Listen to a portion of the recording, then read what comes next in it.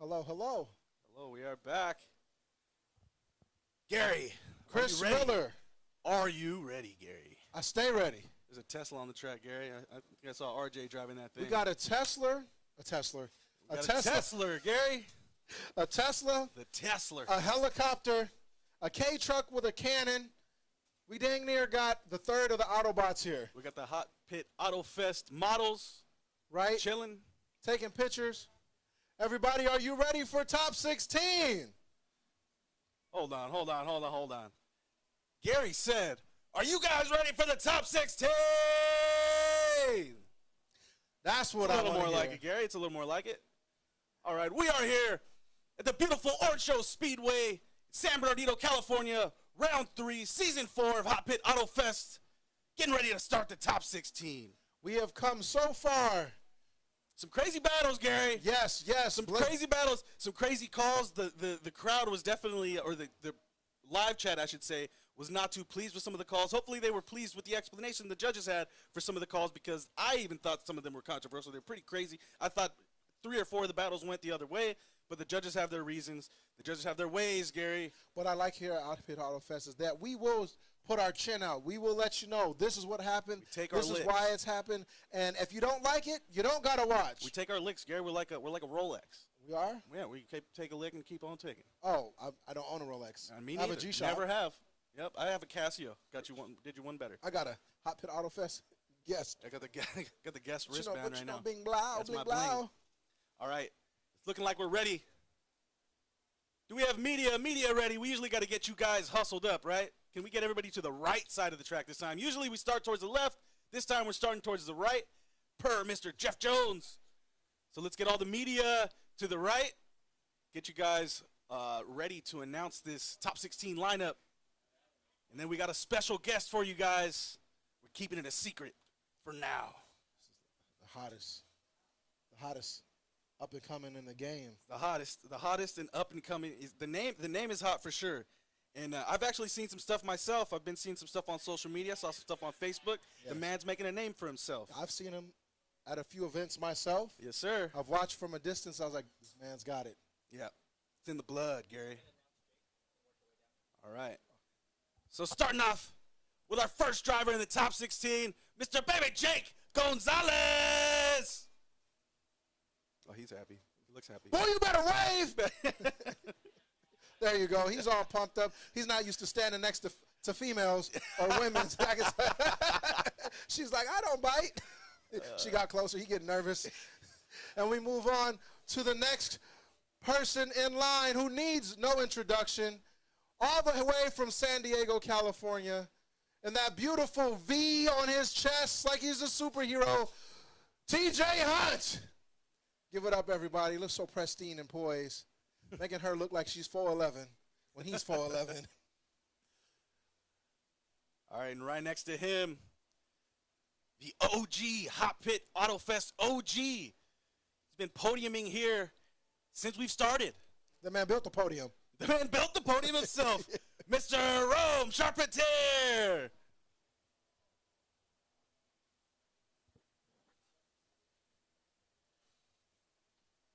And as we move down the line, not to get confused, boy, you better stop touching that Pantene Provine perm you got in your head. We got Casey Chavez, everybody. It's like the younger they get, the older I get. Jesus, how time does not stand still. And, man, this man has been blessing the top 16 over and over and over again. We got Aaron Velasquez. Again and again, man. This guy's top 16 champ right here. Had his hard time beating Byron. Yeah, you can't. Right next to him, nobody needs an introduction like this man. Holding it down, top 3 in the world. In the world, Craig, at drifting. He could probably beat your mom's dad in a game of chess. Odie Bocce's.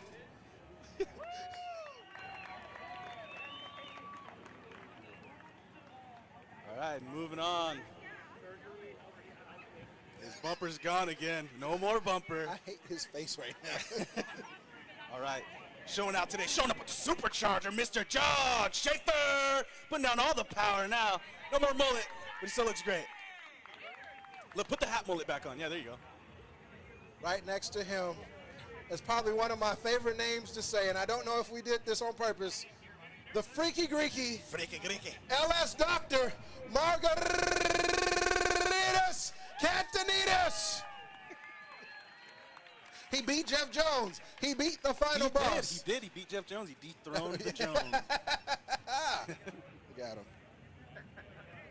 All right, next to him in the SN95, if I'm Yes. correct, right, Gary? I finally got a Mustang chassis code correct. Mr. Nathan Sheehan.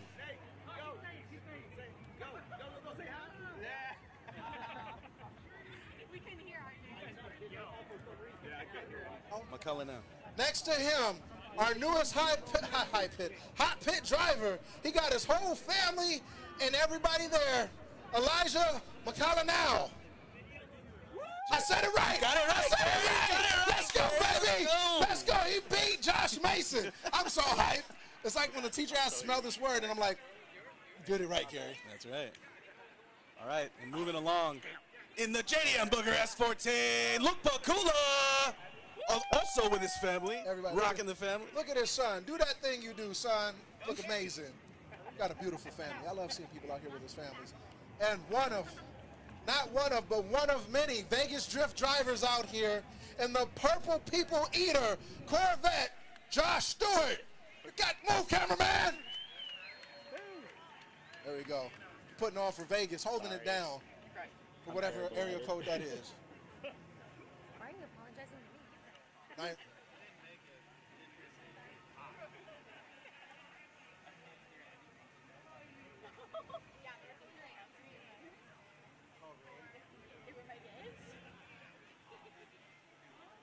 Okay. Yeah. All right, next to him, Spectre Raps in the Sac City Motorsports 370Z, Sean Illingworth.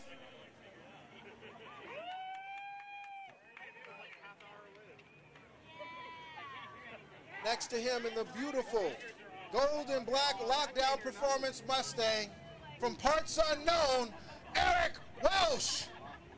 Smile, there you go. He don't know if he's a smile, clap, or fart. Yeah, what do I do? I'm confused. I needed a cue. Yeah, thank you for yelling. I'm so deaf. All right, moving along. Man, this guy's been swinging. This guy's one to watch for since run one in the Fisher Firearms S14. Ryan Fisher. This guy's been driving today, Gary. Bro, where do we get all these Wheeling beautiful and drivers? dealing. I I ain't don't seen know, man. one It's like funny-looking we're driver. pulling them out of like Barbie doll packages. A bunch of Kens, Man, it's crazy. They're all 6'1", 210. right? What am I doing? Not enough. Right next to him, OG of the game since round one. Started in a 13, now he's in a 14. Now it looks like a 15. No introduction from Arizona. Our boy, proud to say my friend, Dustin Farrell. I'd venture to say Dustin Farrell probably has the most hot pit points accumulative across all seasons. He has to, right? Yes, he has to. must. He has to. Willing to bet you $10 on that, Gary. All right. I believe next.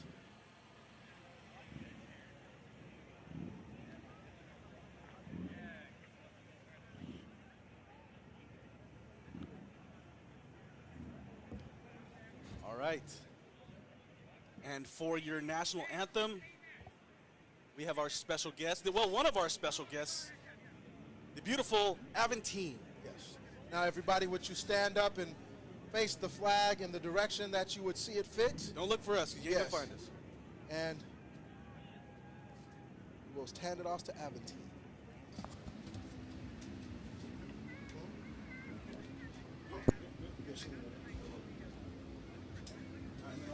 Switch to you guys right now. Huh? Excuse me?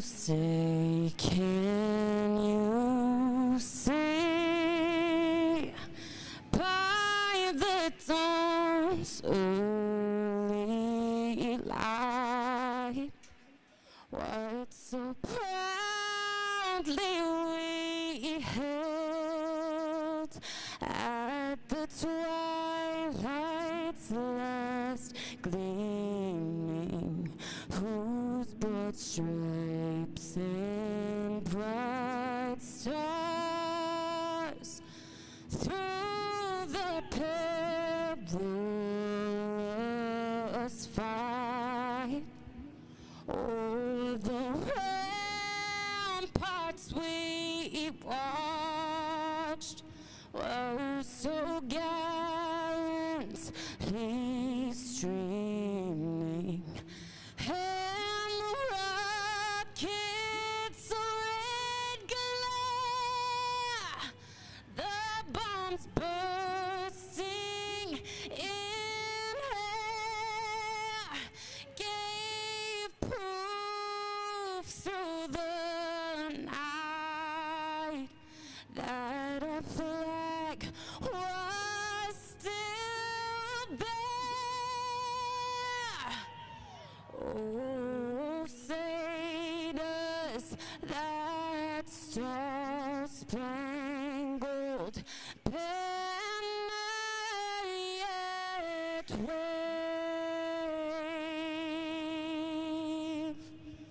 o'er the lands of the free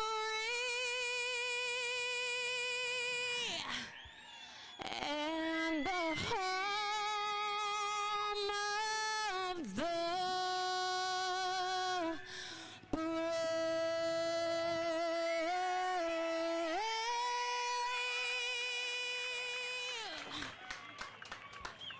Thank you, guys.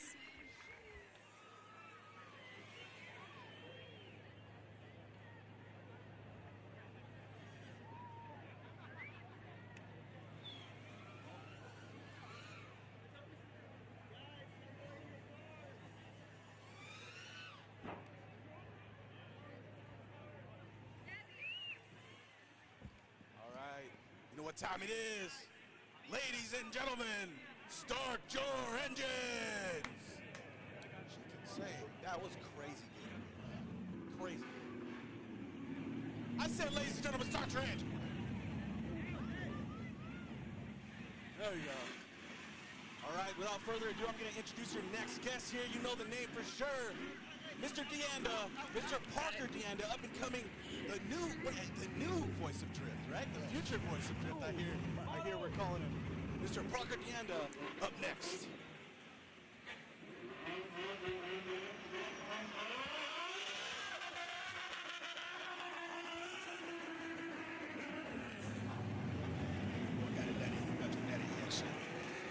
Is that a good thing or a bad thing? That's good, because mostly I get dead fish. Oh, what am I doing with this?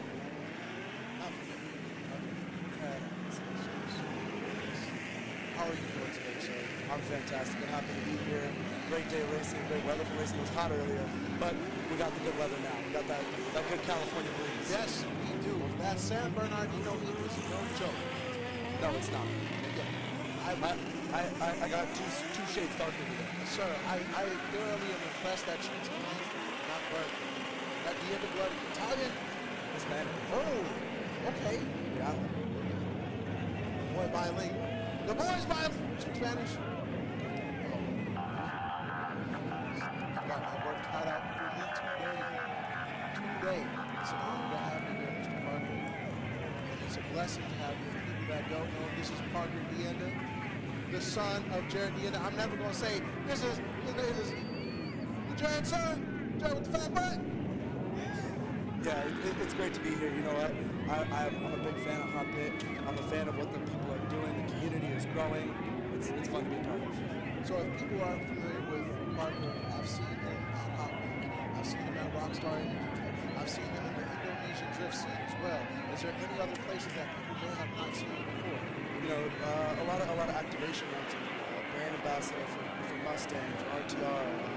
e-skate racing, for the electrified racing, 80-mile-per-hour skateboards on a flat track, all falls to the wall. Out of all those disciplines, what would be your favorite discipline? You know what? Drifting is where my heart is. Drifting is where my heart will always lie, and it's my happy place. Well, here at HOTPIT Autofest, we are excited to have you.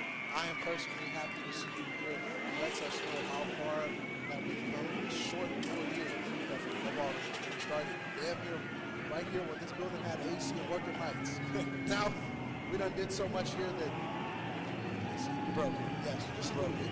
Just a little bit. But I'm glad to say we, as do we, community growing, having people like you involved, wanting to see the sport grow, wanting to see this event grow, it means a lot to us to have you here. Thank you for being here. Definitely. Thank you for having me. You know what, like you were saying, the community's growing. And I think that's one of the biggest things for the drifting community is it's growing.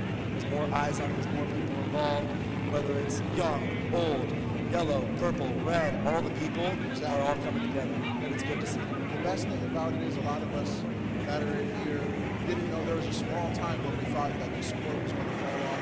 As it does, every sport does decline, and then decline comes or reemergence. And as a phoenix rises from the flames, as they always say, it always happens. FD being one of the pinnacles of drifting here in America, and having your father involved and now having you involved, it lets us know that this is in good hands. Definitely. And I'm excited to see the future. Yes. And even just this small, let's say, 20-year growth of drifting as a whole, whether it's FD or even just kids drifting on the street. You know what I mean? Yes, takeovers are destructive, Yes. but they're still growing the sport. Yeah, yes. And it's fun to see it. It's exciting to see where the sport will go to. Good or bad, it's here. And now we're here for the top 16.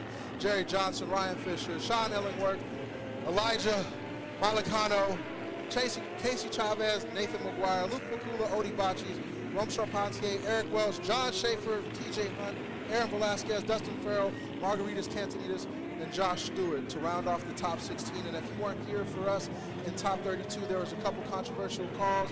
Blaze Potts versus, I want to say, Jake Gonzalez. It was, and people were not happy about that. I talked to Blaze Potts outside of this. He wasn't happy, but there's nothing. Once it's set in stone, it's set in stone. Jerry Johnson. I believe Jerry Johnson went against Josh Mason. Hold on.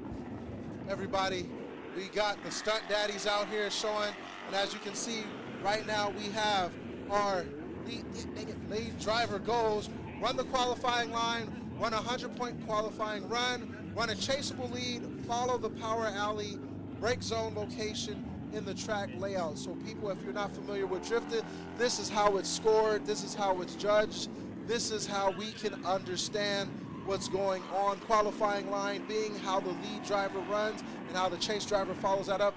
Your qualifying run is based on a 100-point system.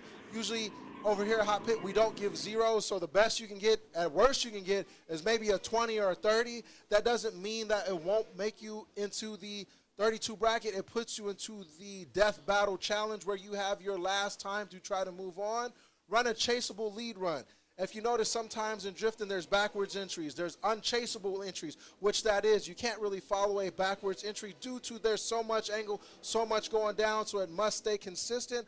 Follow the power alley braking zone locations. In drifting, we do have allowable times to slow down and you're able to speed up, but if you slow down outside that braking zone, deduction in points. If you go faster in some zones, that's fine, but at the same time, you need to follow the rules, and a lot of these drivers know where these zones are, but then at the same time, they don't, and it's an allowable zone. You'll see usually cone to cone. If you notice on the track, on the outer zones, where there is white marked on the ground, that is the outside zone, and then you have the inside zone, which is chaseable, and the door-to-door action. The closer you are to your opponent, the better it is. The further away you are, it is not as great, but sometimes you want to give distance to your opponents due to the fact that they may do something. Their car may be having a mechanical difficulty that will cause them to have them goof up and then have you have not a good day. The proximity is what you want. Yes. The closer the better, the farther away, the worse. Speed, angle, proximity. Those will be our three friends today. Definitely. And now we are here getting over. Well, thank you. Ryan Fisher, Jake Gonzalez, they fixed it. Mr. Parker caught that. Thank you, Mr. Parker. An exciting first battle. We saw Ryan Fisher earlier changing it up. He struggled a little bit yesterday during qualifying, but threw down some runs during top 32 earlier. Yes, he did. And the cool thing about that is Ryan Fisher is the first name I've seen in a long time here. Jake Gonzalez being a veteran, he started off as a young man here, and now he is a veteran. That's a young man that you could say, barely able to A young veteran. Yes. Do they have that? Would you consider that? Sure. He's been in long enough, but He started is one. early enough. He is one. Yeah, like there's gonna be a time where I can say Brandon Sorensen, veteran of the game, young veteran. He's dang near 25 now, but been drifting since he was 13. I think he just had his 21st. That's how out the loop. And we got little Sorensen here too. I remember when that boy was 7, and now he's driving with the best of them. And Competing too. Competing. Yeah, and Not only driving, competing. And that's the major key difference is like most people are like, oh, that's cute, you drive. Like, what do you do? I compete. Like what? Professional drifting. Aren't you like 15? Like, are you old enough to have a driver's license? Not only does he not have his driver's license, he doesn't even have his permit. What were you doing at 13? 13? Damn. I was listening to Thursday and riding BMX in front of my front lawn. Where were you? Bro, aren't you 13? It was a couple years ago. How old are you now? 18? Jesus Christ, 13 was 5 years ago? Hey, 19's coming up quick. 19's coming up quick. Man, Next week. 19 years old at this level of success. How does it feel? It's exciting. As humbly as possible, I'm excited to see where this path and this adventure takes me. I think growing up in not only the industry but around these people and seeing Odie and Jeff and even Formula Drift people that I've grown up with and that I've seen grow not only as people but as drivers, and seeing the sport grow like we said earlier, it's exciting. It's exciting to see because you've been immersed in this for so long, and you know the people, you know the outs, you've seen firsthand. It's like when Bronny James watches his dad play basketball, and it's just like this, like Dale Earnhardt Jr. watching Dale Earnhardt Sr. drive, and it's now Parker. Like it's not Jared Jr., it's not Baby Jared. You got your own name, and you can make your own lane now. Look at these cars we got out here. We got the Stewart Fam C6. We got that Rome Charpentier, the signature green and pink E36. We got Ryan Fisher's 240 and Mr. Farrell's the S13. Yes, and as you can casually see, TJ's boys just driving around in the background, walking along, aura farming, as you can say. And as we move on to the track layout, you will see the start line to outer zone 1 to the clipping point, braking zone. That's what you want to notice where the drivers slow down. Outer zone 2, finishing up in that last braking zone to outer zone 3. Now, for people at home, this track layout is a little bit longer than we usually do. It is like Irwindale. In Irwindale, we would shut down right after outer zone 2, but this is in Irwindale, so they will continue to outer zone 3. Well, and one thing I want to mention about that clipping point is instead of having the nose of your car, and we saw it yesterday in qualifying, you need to have the front tire in the clipping point. The front tire. Yeah. Now, what would be the advantage of that towards the nose? Well, not only is it better for points, but it's better setup for outer 2. Ah, nice. That's what the judges are looking for, and that's what they said in the drivers' meeting as well, is they want that front tire inside of that clipping point and as far into it as they can. And what I've noticed is not only does it help them points-wise, it helps them into outer 2. And for everybody at home, you see that clipping zone to the braking zone, so that way, initially, they have all that speed. They can scrub just enough to get to that outer zone 2, and if you hit the outer zone 2 just right, it'll set you up for that third zone, and you make your way home. Yeah, definitely. And even with the braking zone, a lot of the drivers have been keeping their speed into outer zone and getting through that power alley, setting a gap from the chase driver. Now, everybody, most drivers will struggle only because there's so much track. Some drivers are running out of gear. Some drivers are running out of gear ratio. Transmissions have been gone. Kyle Mohan suffered a fuel pump, unfortunately. I think that was just an unfortunate battle, to be honest. It really is. I root for Kyle as he is one of the damn near only the last rotary guy. We have and not only a rotary, but a veteran. Yes. A true veteran of the sport. We've seen him in Formula Drift. We've seen him in Hot Pit. We've seen him all over the place. But back to outer 2, one of the things we've also noticed is if you get too deep into that outer zone and if you catch that berm, you're done. And a lot of drivers have caught just right, be almost 3 wheels off the track, and it's hard to recover from that because all your momentum is lost going into that last outer zone 3, and then it's just like kind of just is what it is, unfortunately. And I hate to say this, most of our top drivers are not in this battle, but at the same time, that allows people who have never been to this point in Hot Pit or in their drifting career to emerge and show what they really have. A lot of unfamiliar cars people are seeing. Nathan McGuire right there, a car I haven't seen in top 16 in quite some time. And as we go to the chase driver goals right here, initiate no later than the lead driver, maintain close proximity to the lead driver with as much duration as possible, match or better the lead driver's angle, mimic the lead driver's transitions, and throughout the course of the chase. So a lot of people, when you're watching this, the lead driver, there's a lot of mechanical factors going on. You have the smoke, you have the noise, you have the mechanical feel of the car and everything you need to do. And a lot of these drivers are more than confident and more than capable of doing this. But when those factors come into play, when you need to see what the driver's doing, that is how this is based off of. If the lead driver's shallow, you kind of got to do what the lead driver does. If the lead driver's high on the bank, that'd be your best bet. That way you can go. But also you want to ensure that you don't mess yourself up by just following everything they do. As they say in driver school, never assume what the person in front of you is doing. And it's hard to in this term because you kind of got to think what they're not going to think before they do it. Well, and one of the things that we've noticed even earlier in 32 is this track eats at these drivers' tires.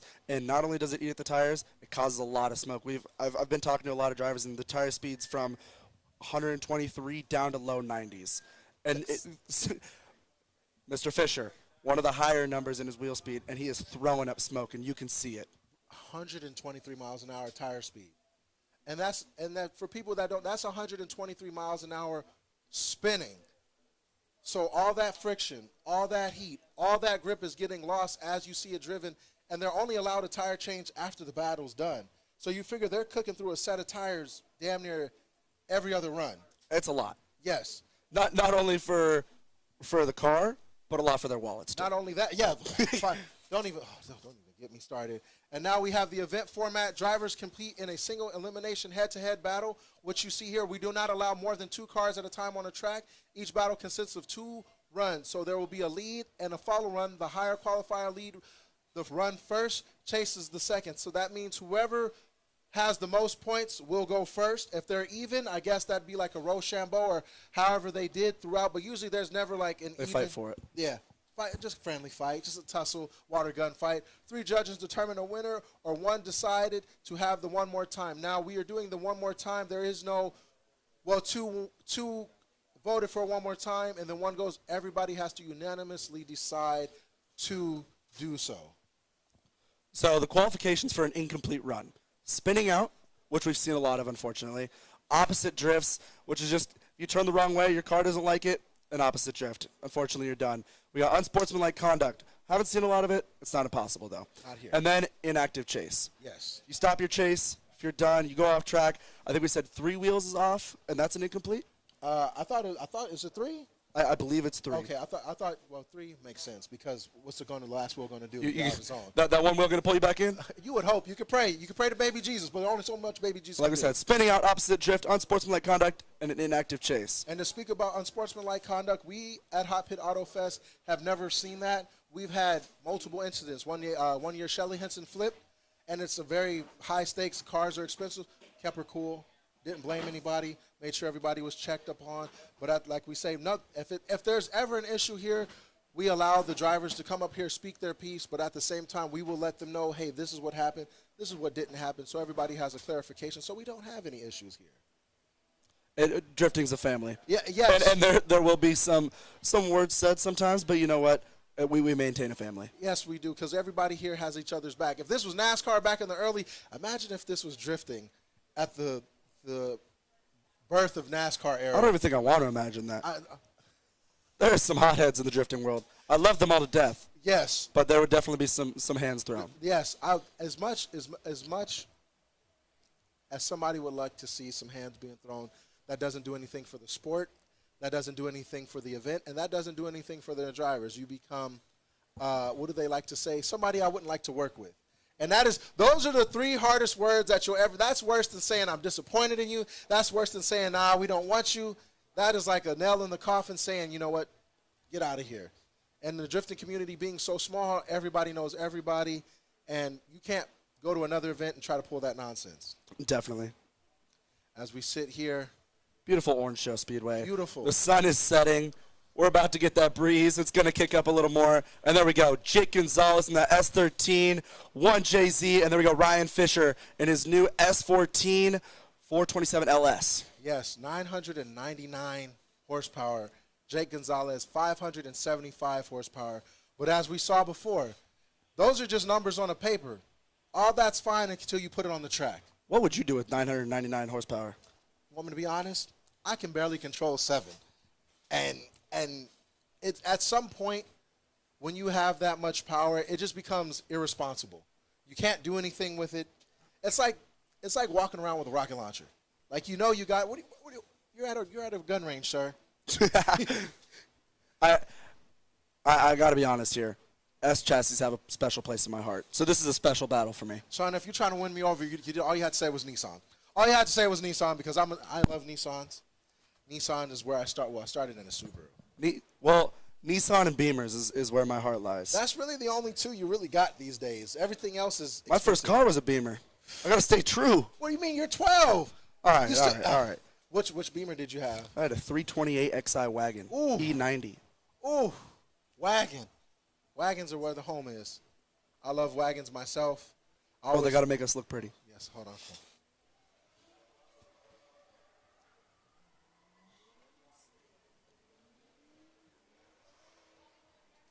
Yes. Like I said earlier, Ryan Fisher, new to this vehicle. Yes. New to this vehicle, but it didn't show in 32. No. He threw down some laps, threw it down in the outer zones, laid on that throttle, and showed us what he's got. It's cool to see there's, for example, Logan Hunter. He's not in this round.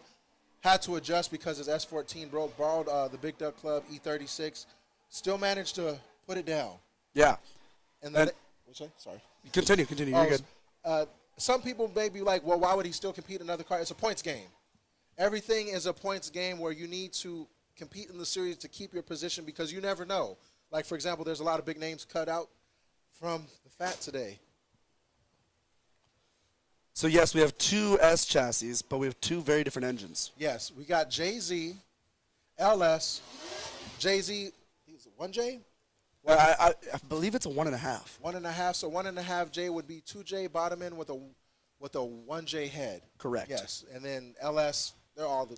This is going to be a loud battle yes, for sure. Yes, but this you will be able to see kids at home. What do you want to build? Do you want to build a 1J S13, 1.5J S13, or? This is where you start. Yes. This is where you cut your teeth.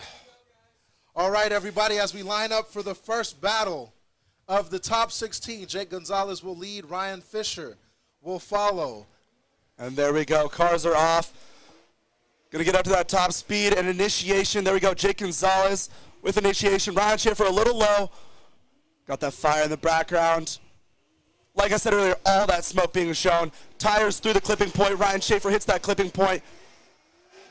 Unfortunately, doesn't get into that outer zone. Loses chase from Jake Gonzalez. Through that power alley as much speed as possible into outer 3. And Jake Gonzalez pulls away from Ryan Fisher. Ryan Fisher not having such a great time following Jake, falling a little bit behind on some of his runs and some of his zones, but nevertheless still finished the battle.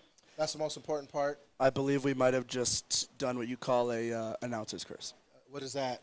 The announcer's curse? What is the announcer's curse? You don't know what the announcer's curse is? No, what is that? Oh, the announcer's curse is old as time. We were just saying how good Ryan Fisher was doing earlier, and it just did not play out. Oh, okay. Yes, okay. Damn. I'm new to this. Announcer's curse. Welcome to the club. You just joined it. I'm honored. I am honored. You don't want to be. Oh. So one of the things I want to talk about here is a lot of drivers earlier were saying that going into outer 3, that paint and the white you can see is splattered all over the place. It was wet earlier, so a lot of drivers struggled going into outer 3, and they kind of slipped out like water. So most times that we use chalk here, most people will be like, well, chalk powders up, dissipates. Paint sticks to the car. A lot of the drivers did complain about that last year because you can imagine putting paint on the ground. It's on your undercarriage. Very, very, very hard to clean. And now we have Ryan Fisher in the lead, Jake Gonzalez in the follow. Jake Gonzalez obviously with an advantage here going into the second run of the first battle here in top 16. And cars are off. Ryan Fisher leading, Jake Gonzalez following. Ryan Fisher with the flick as he rides high on the bank. Jake Gonzalez right on his tuchus as the flames from the lockdown performance go on as they come into the power alley. Look at Ryan Fisher staying sturdy, but Jake Gonzalez is not letting him breathe at all. Ryan Fisher found him a little shallow, but Jake Gonzalez still on his bumper as he needs to be as he gets into that outer zone 2 as they transition into the beautiful outer zone 3. Jake Gonzalez putting a little bit of distance on him, trying to see through the smoke, but he gets right back on him, letting Ryan Fisher know, Daddy's here, I've been here, and you can go home if you need to. San Bernardino makes some noise for Ryan Fisher and Jake Gonzalez laying it down here in top 16. What a second round. That was, and as we said before, Ryan Fisher may have the power, but right now Jake Gonzalez has the experience. He has home field advantage. He has been driving this track since the infancy. And you know what? This is a prime example of Ryan Fisher knew. He was like, all right, unfortunate lead to this battle. I'm going to lay it all out here in the second part of it. And that's what he did. He did his best to try to escape Jake, but Jake, whatever he's done to that car through the years, he knows how and where to put it, and it's beautiful to see such a young man have a great career at this early stage in his life. A beautiful battle, a lot of speed, a lot of smoke. That's what we like to see here. Everybody give it up for these two drivers. As we wait for the judges, who do you think it is? Will it be Jake Gonzalez? Will it be Ryan Fisher? Will there be a one more time? I don't know. Honestly, I don't know. I would, I don't want to say it. The announcer's curse has plagued me once, twice. Will it be in the same battle? I'm going to be quiet. I'm going to be quiet. Because, Parker, I do not need... There we go. And everybody, your winner, as we wait for the young... Jake Gonzalez gets the win. He will be moving to the Great 8. Ryan Fisher, thank you for competing in Hot Pit Autofest. You did an amazing job, young man. And there we go. He's going to throw some smoke for us. Like we said, one of the smokier cars here when he competes. And there we go, putting on a show. Make some noise for Ryan Fisher, that firearms. There we go, that S14. Beautiful. Smacking that roof. He's excited. He's happy to be out here. Listen, he came out. A lot of these drivers never know what the outcome is going to be. Some of them are just like, let me test the car as we lead to our second battle of Sean Ellingworth and the Spectre Z and Elijah Mercado. Parker. And Parker, are you passing on to Mr. Miller? I believe so. It was a pleasure having you, boss man. Thank you, brother. Thank you. Now, I done learned so much in 5 minutes.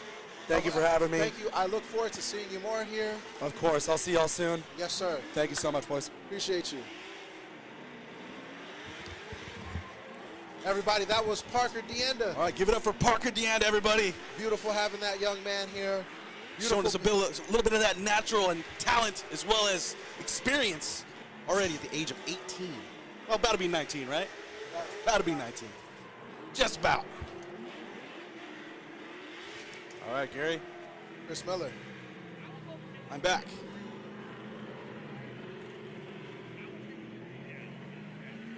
I'm back.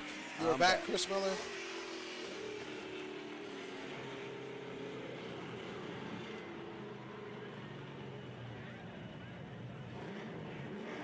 All right.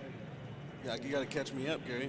So, what you've missed so far in the top 16 battle, Jake Gonzalez just took out Ryan I watched Fisher. the battle. I'm catching you up. I didn't have a bracket. You didn't have, I didn't. I'm just reading the screen.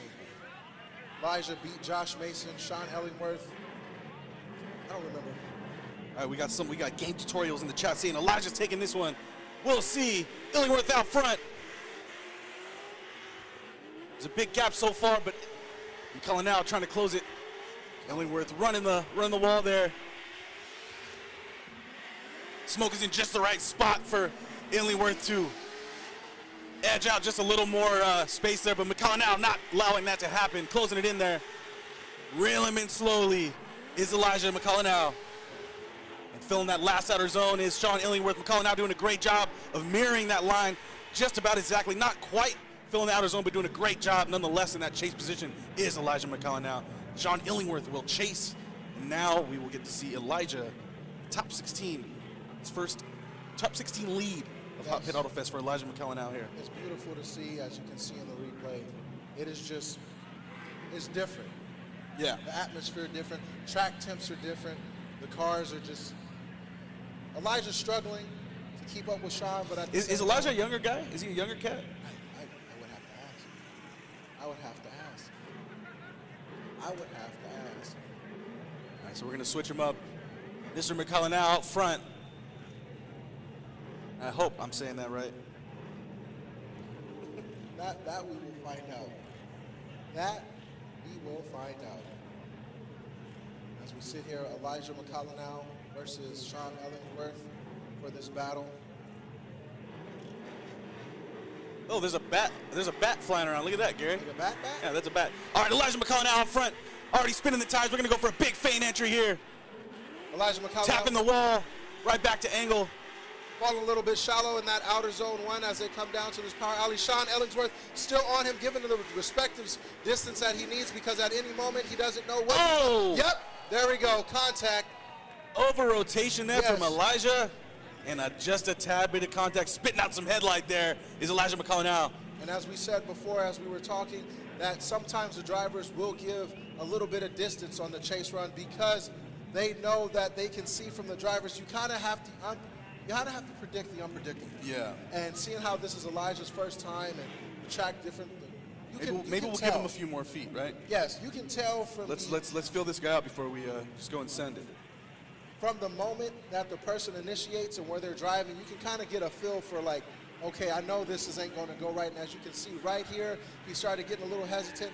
And you could see in Sean Ellingworth's driving style that he tried to slow down, but at that time they were just going too fast. Too fast. It's too late, baby. It's too late. Singing songs I don't know, Gary? I don't know about that boy. Sorry, he was in diapers when that came out.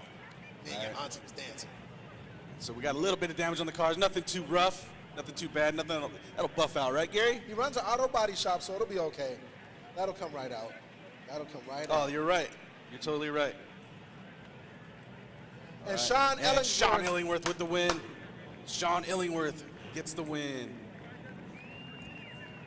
Give it up for Elijah McCullough now. Anyways, showing out, showing up. And let's hear it for Sean Illingworth. Already in the grade 8, Gary. It's going by so fast. I just remember when I was a wee boy. This is going to be a fun grade 8. We got Sean Illingworth so far. He's got Jake Gonzalez. And I have no updated paper. Couple OGs. Oh, you know why? You're not looking at the wrong side, are you? There's no right side. Everybody give it up for Elijah. That's all right, Vert 34 year, Vert 344, you're here now.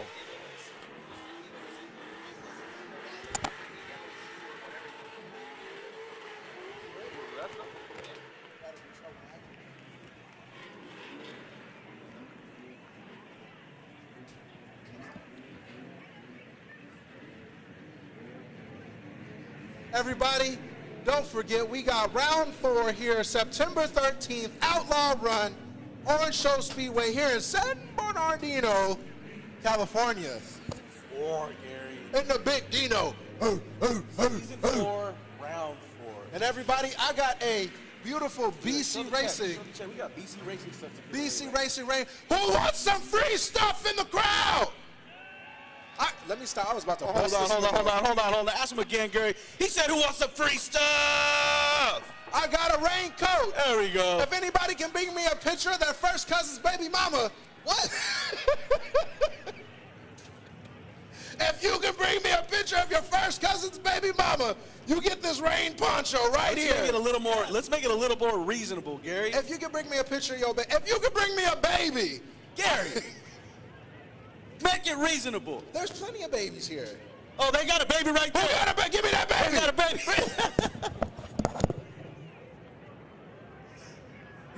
No, but seriously, you actually won. He's going to give it to you. He's coming out right now.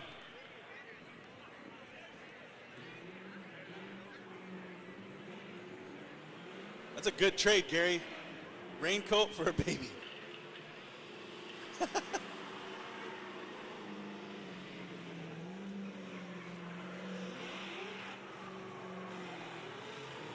Wait, you mean we got ripped off, Gary? Don't worry, guys. We got a couple more things to give away. We got some T-shirts. We got some stickers. A few more things. Huh? Yeah.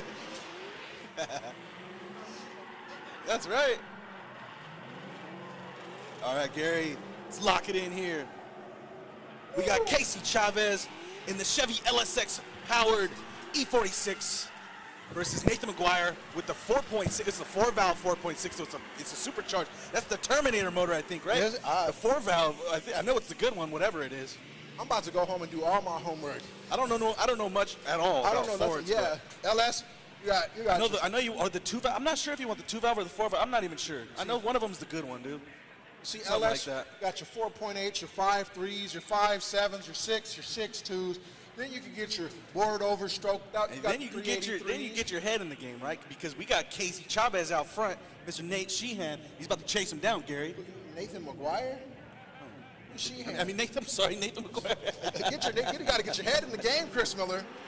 As they take off, Casey Chavez in the lead, Nathan McGuire in the back. As he flicks, gets on that wall. Oh. McGuire falls a little short, but he's letting them know, get off me. You know, those fireballs keep catching me, Gary. I keep thinking these cars are spitting out big old fireballs on the wall. That they might be, but as they go into the second outer zone, Nathan strikes a little bit of straightness, but then Casey Chavez is keeping it going as they come into that last outer zone 3. Casey Chavez right in the thin line between Drift and Nate, and he's letting Nathan know this is how you get it done. So Nathan McGuire doing pretty well out there in the chase. He could have probably been a little bit closer in the proximity, but I'm not sure if there's a big power difference or not between these cars, but there's definitely a chassis difference. There's going to be a weight. I'm pretty sure that's a heavier car with the little the Mustang, and it's got to have less aftermarket support. You know, it's a difficult car to get right. There's a man in the back of the day named Bubba Drift. Drifted to El Camino, and I saw him beat Chris Forsberg. An El Camino. An automatic El Camino. Wow. This was Chris Forsberg's heyday. No disrespect to Chris Forsberg, but as a famous man says, anything is possible. Kevin Garnett says that. Really? Bubba Drift. Bubba Drift, look him up. G4 TV alumni. Shout out, Big C, if you're watching this from Street Fury, you are my idol. You an exhibit. So, SN95 Mustang out front. We have Mr. McGuire as the lead. Casey Chavez is going to chase him down. Casey Chavez's car is making a pretty good amount of power, yeah? Yes, more than enough. It's sufficient. Boogies. As they are off, Nathan McGuire with a nice little flick ski.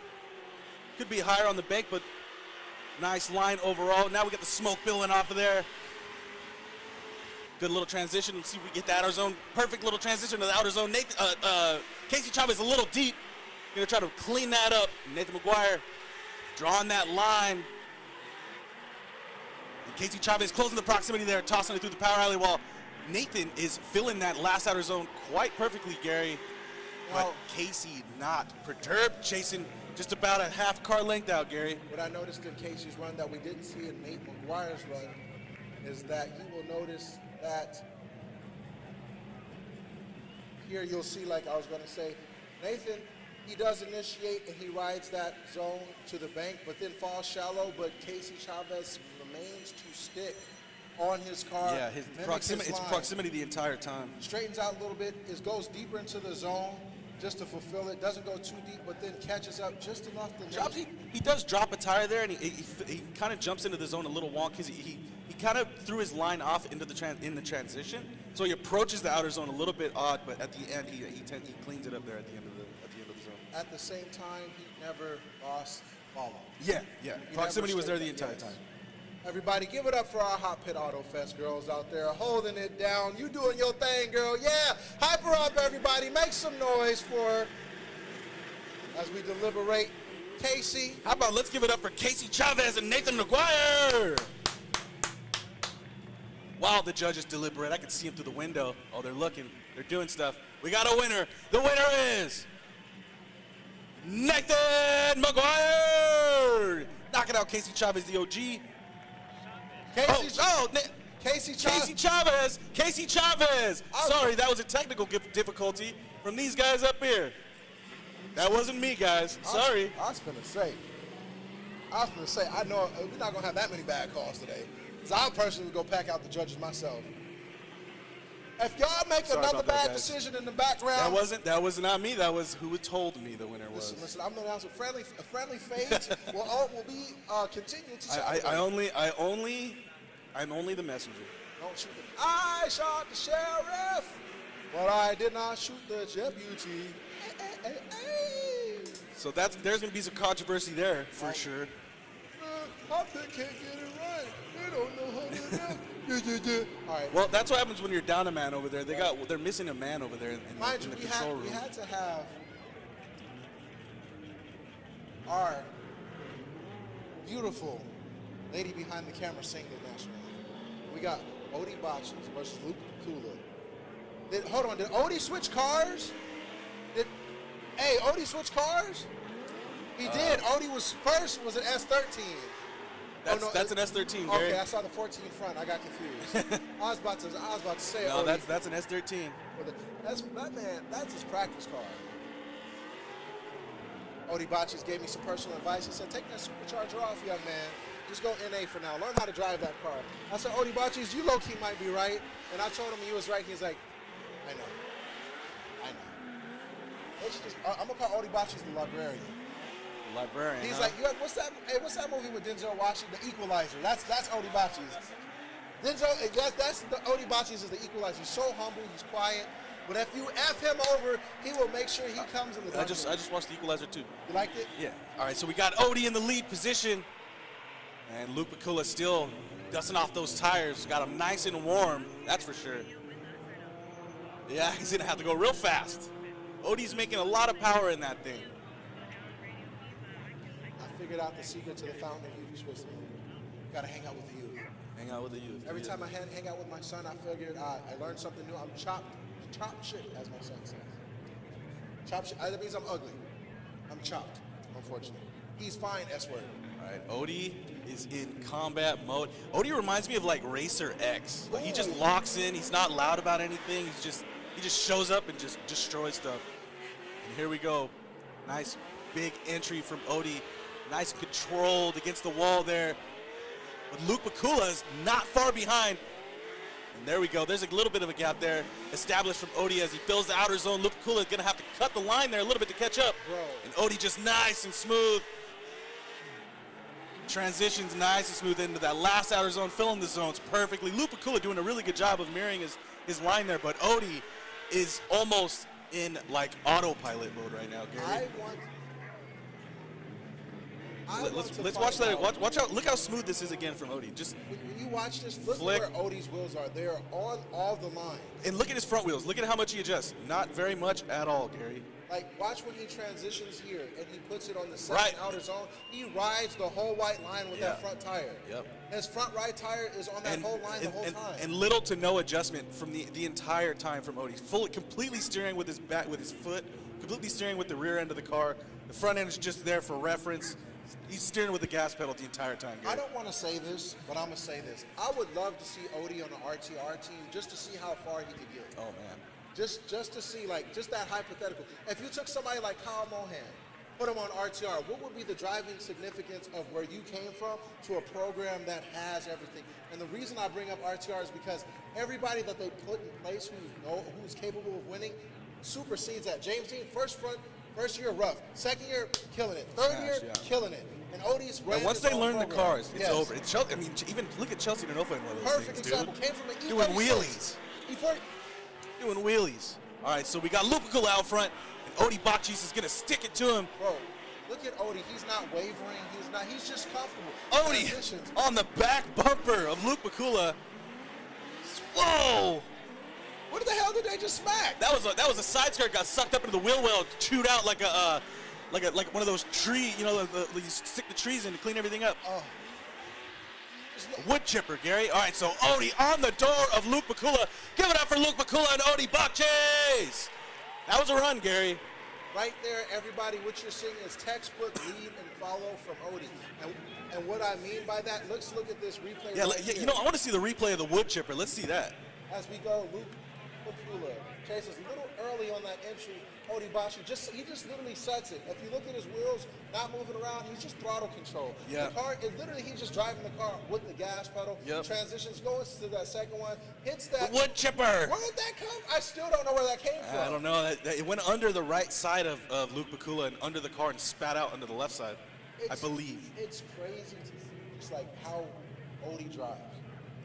Because like in professionals, amateurs, grassroots, wherever discipline this is, we'll always see one pro. Just come hang with the boys. He just hangs out. Like somebody said earlier in the chat, he's having his afternoon tea or something. You know who Odie Bachis reminds me of? Daewon Song.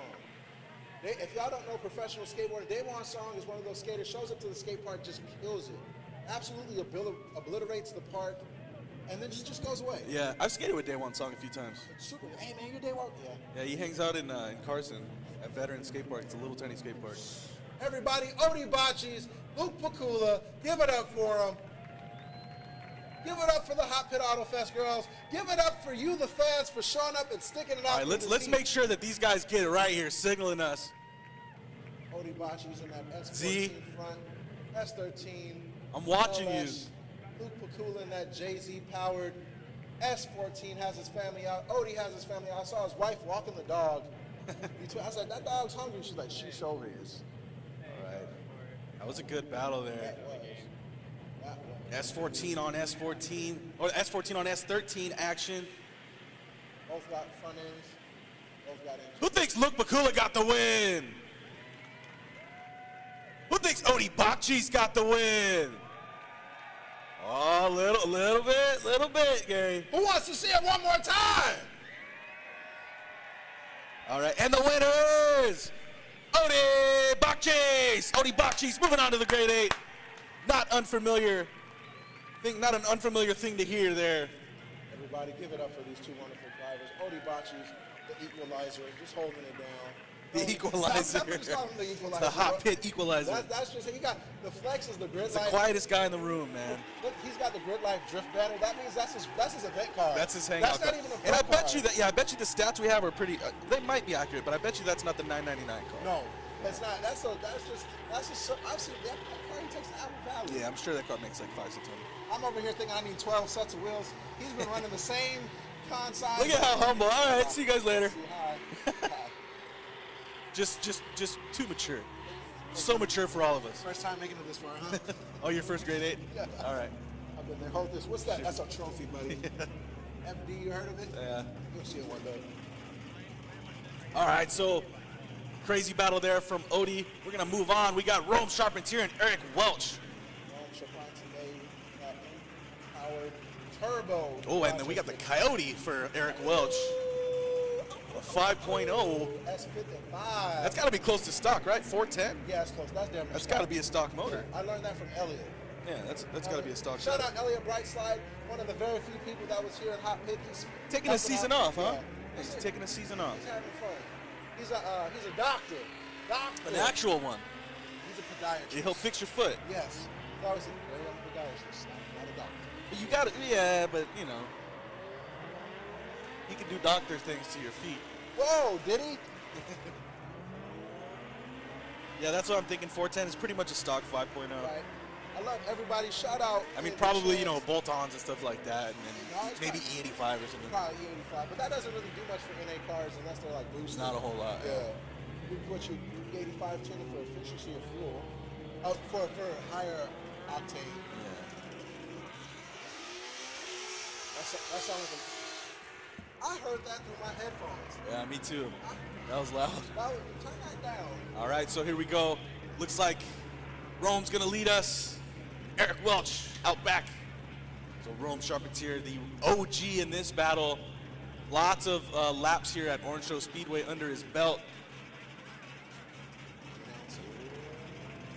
Eric Welch, relatively newcomer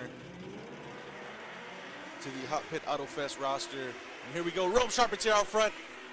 Early flick initiation from Rome. He's gonna ride the entire wall. Eric Welch looking like Larry Chan, chasing him. Put a camera on that bad boy, take some lessons. So quite a gap here.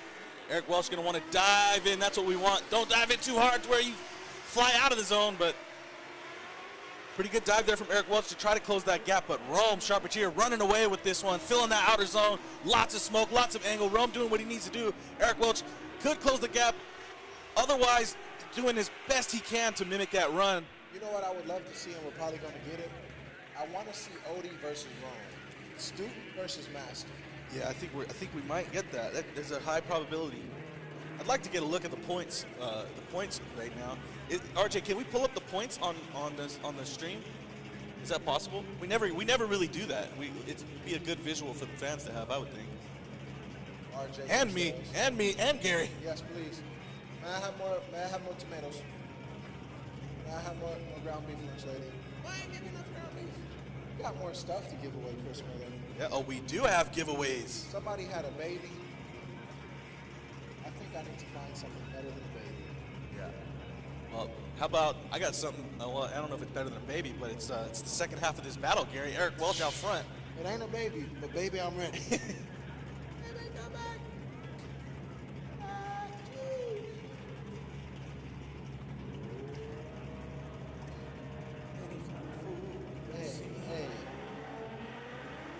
All right, Eric Welch out front, spinning the tires there, but getting the grip he needs to get out of there. Flicks it. Eric Welch Gets it leading. sideways. Casey shot in a roll. Dang. Rome up really high on the wall. Eric Welch, lots of wheel speed coming off of the bank there. Perfect entry into that outer zone. Eric Welch filling it nicely. Got 3 tires in there, almost all 4. Rome putting it on his door. Into outer zone 3. Eric Welch just about tapping that bumper with the rear bumper, with that cone with the rear bumper there. And Rome Charpentier reeling him in at the end. So really, really good proximity there for Rome. He was pretty much on the door the entire time.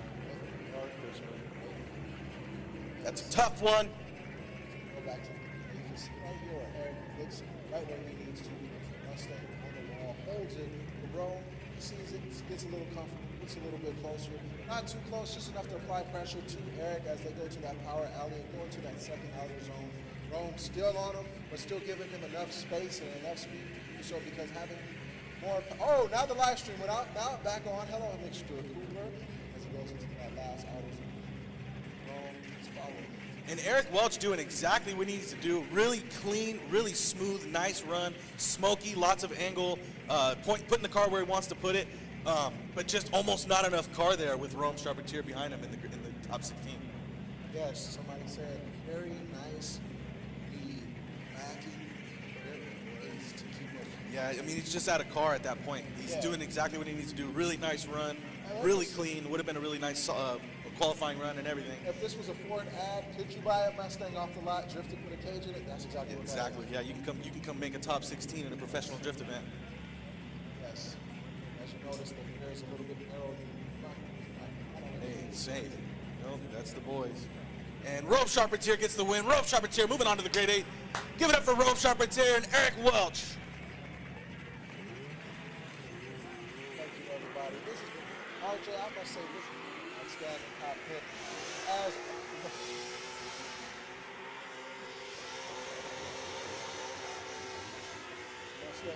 Mustang. Ladies and gentlemen, please hide your children. There's a Mustang on the shot. Don't stand near the curbs. Can't see anything. Somebody said FD drivers shouldn't be allowed to compete in hot pit. Cheaters, LOL. Let me explain. Do you understand that half the people that aren't professionals wouldn't be driving if the professionals weren't driving? This is a chance. This is their chance to come in and drive with professionals. This is what these people aspire to do. My guy, Yes. you know. Chris Miller, let me put like, if you were a boxer and you had a chance to spar with Mike Tyson, are you going to say no? No, I want to spar with Mike Tyson. Yeah, I'm gonna put that on. I'm gonna get that knocked on my belt. He might be trying. And imagine I win. Right. And I get, like, you know, we saw a battle earlier. You get to say, I took out, Josh Mason, an OG, a points leader in HOTPIT Autofest. Elijah McCullough now shows up, takes him out, first try. I mean, these are the things that people want. They're not cheating. Like this is where you want to be. When you go to your local, whatever sport or discipline you train in, is it unfair to try to spar or do whatever you want to with that person? No, if they enter, don't be soft and complain. Get hard. And also, another thing is somebody made my point right there. You got to beat the best to be the best. So do you want us to just sandbag this all the way till these guys think they're good enough to go into pro, and then they go into pro and actually see the level of competition they're facing? We aren't raising Nepo babies around here, okay? Everybody's got to bring their top game, whether it be me, Chris, or you commented. Try again, It's called the hot pit, baby. Yeah, it's not called cold pit. It's not the lukewarm pit. It's the hot pit. We got John Schaefer, the 700 horsepower LQ4 supercharged. That's going to be an iron block, Gary, the LQ4 versus TJ Hunt in the Valvoline 350. Somebody said, Gary, talk louder. I'll have to yell. That means it's disturbing. All right, so TJ Hunt on front. Oh, John Schaefer, super aggressive initiation right into the door of TJ Hunt. TJ Hunt doesn't care. He said, all right, we're still going, bud. See if you can do that again. And John Schaefer doing his best to do it again. Banging into the door there of TJ Hunt. TJ Hunt rolling into the power alley. Gonna flick it out wide, little flick out to that last outer zone. Lots of smoke. Good angle from TJ Hunt, but John Schaefer not shaking, keeping that door right on target. Give it up for TJ Hunt and John Schaefer. Really aggressive run there from John Schaefer. Super aggressive chase, and that's pretty typical of John Schaefer. Yes, and to the comments to the people about the pro drifting, I believe the rules in hot pit, and you can correct me if I'm wrong, you are not allowed to use your FD car you are currently competing with in hot pit if you're a pro driver. I don't believe so. So that is Odie's event car. Notice how it said Grid Life Drift? That is his event car. And the same goes for Jeff Jones. That's not Jeff Jones' FD car. That car makes 500 horsepower. That's not a very fast car at all. A lot of these drivers, I know this is a flex, a lot of these drivers have multiple cars. Yeah. And that's just what it is. That's definitely not Odie's pro car.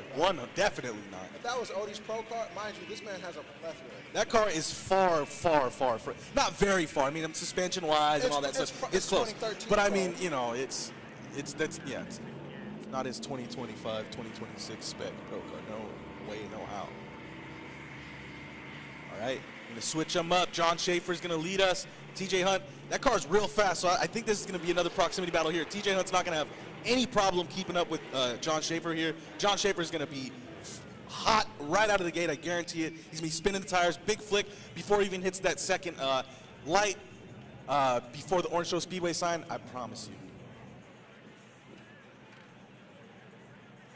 you. TJ Hunt's going to have his hands full here. Okay, actually, real quick, TJ Hunt's going to call a competition timeout. We're going to get a 5-minute timeout here. Which means we got another giveaway, people. Are you guys ready for another giveaway? We got a Brett Racing shirt. We got some shirts from Cody Breinstein of Bright Racing. We got some T-shirts here. Who wants a T-shirt? Who wants a T-shirt? What should we make him do for the T-shirt? I think you should throw one out and give one out as a challenge. All right. Challenge. Who has a light? I'll go toss one and you do the challenge. Who? All right, I'm gonna come out and throw one real quick. First person to show me a library card gets the shirt. Who's got a library card? That's a baby. That's not a. My man right here. Come to the door. Come to the door. I'm going to come outside. Oh, shoot. I dropped my cup. I dropped my cup again.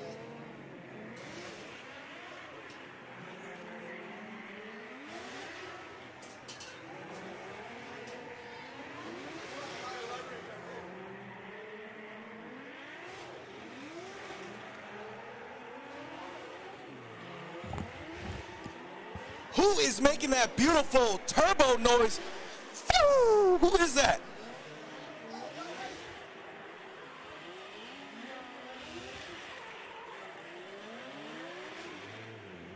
Man, the car sounds are crazy outside right now.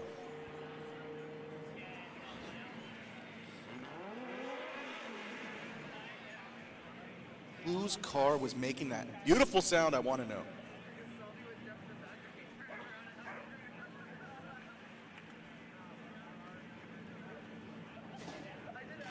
All right. So we're moving on to the next battle. Next battle is going to be Aaron Velasquez. Oh, sorry. This is cool. Sorry, guys. Technical difficulties. I have a... What's that? Oh, okay, sorry. We're getting updates here. TJ was deemed fault for the collision, so they're taking a 5-minute timeout. All right, we got Aaron Velasquez and Dustin Farrell here. Two OGs, of drifting in general, not just HOTPIT Autofest. Aaron Velasquez out front and Dustin Farrell out back. We already got a yard sale here. And Aaron Velasquez doing a really good job here later in the lap, cleaning it up, putting the car where he wants it, getting those zones going. And Dustin just a hair away from taking the door stickers off of Aaron Velasquez's car. Dustin is probably going to lay one out here for us. We're probably going to get a cool one.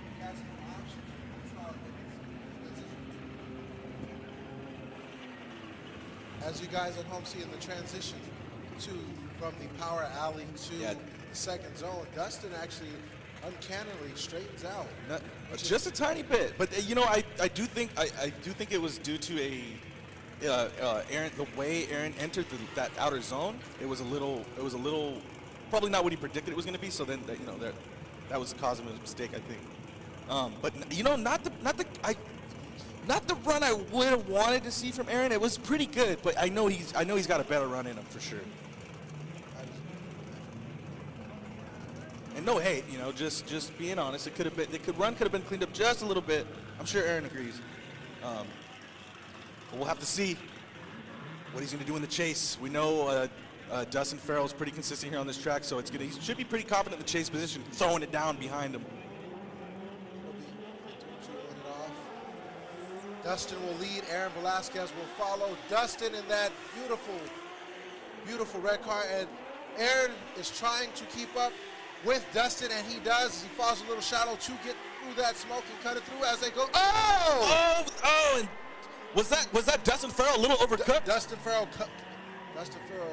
And Dustin Farrell just. I always call him the most consistent driver we have, and that was probably the one mistake I've seen him do in the lead position in probably ever. Yes. That I've called. You know, the judges they see things that I don't see, but personally I don't think I've ever seen him make a mistake like that in the lead position. It happens. Maybe it's the paint due to the stuff on the ground, but if you go back here to this replay, you will see Dustin flicks, initiates, put it right on the wall. Aaron Velasquez right behind him with no issues, and right here good proximity he will transition. Here. And as he transitions, dips down just a little. So a little hold hot. on. Wait a second. Hold on. Aaron cuts him off. Aaron. I don't know if that's going to be Dustin's fault. So as we look at the replay, I mean, that was a hot transition, but he was coming back. He didn't give him enough. You know, he was coming back. Yeah, he was bringing that back around. That's going to be tough. I think that might have been Aaron Velasquez's fault. So what we're seeing in the replay, right where the cars are now, Dustin transitions, but And Aaron Dustin was doesn't- just about as sideways as he is now. Yeah. He was in the same, but Dustin was in that exact position, moving just a few seconds ago. Completely sideways, Gary. Yes. And I'm thinking that Aaron might have thought he overcooked it, but I don't think it was overcooked.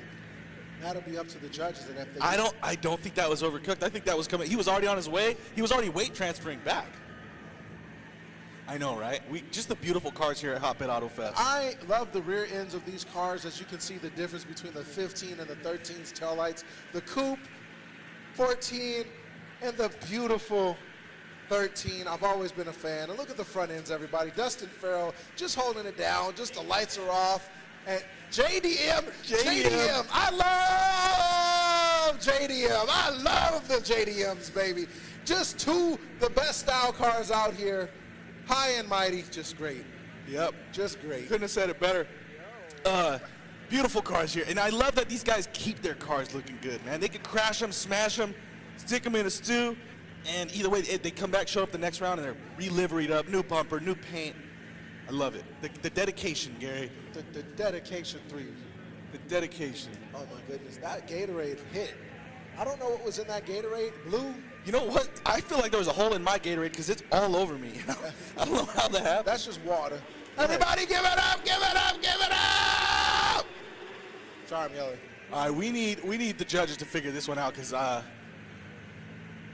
Another giveaway? we got another giveaway. Oh, we got some more stuff. Who Is that a wants, Jerry Johnson shirt? who wants a Jerry? If I break this window, Don't break it. I'm trying to, who wants a shirt? Who wants a shirt? A Jerry Johnson shirt at that. Bring me a Puerto Rican baby. No, I'm just kidding. He's got cats on his car. I don't know what to give this. Yellow shoes. Yeah, who's got yellow shoes? Anybody got You yellow guys can't keep having all the. You got yellow shoes, a Puerto Rican baby, and a library card. I'm gonna just throw this.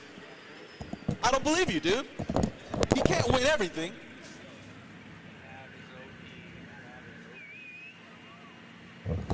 Oh, he's throwing a bag of chips out. RJ's throwing the shirt to the loudest section. Make some noise. There we go. He's just throwing them. Oh, it's pretty loud over there. Oh, bullseye. Right? Judges. Judges. Judges? Judges? All right, let's ask the crowd. Who thinks Dustin Farrell got this one? Who thinks Aaron Velasquez got this one? I mean, I don't know. It's gonna be at who's deemed at fault. Oh. And there's a winner. The winner is Dustin Farrell. Dustin Farrell moving on to the Final Four. Is it Final Four or grade 8? Oh, grade 8. Sorry, grade 8. I forgot. You know, this was a read. Yep, you're good. Run, hustle. Give it up for Aaron Velasquez and Dustin Farrell.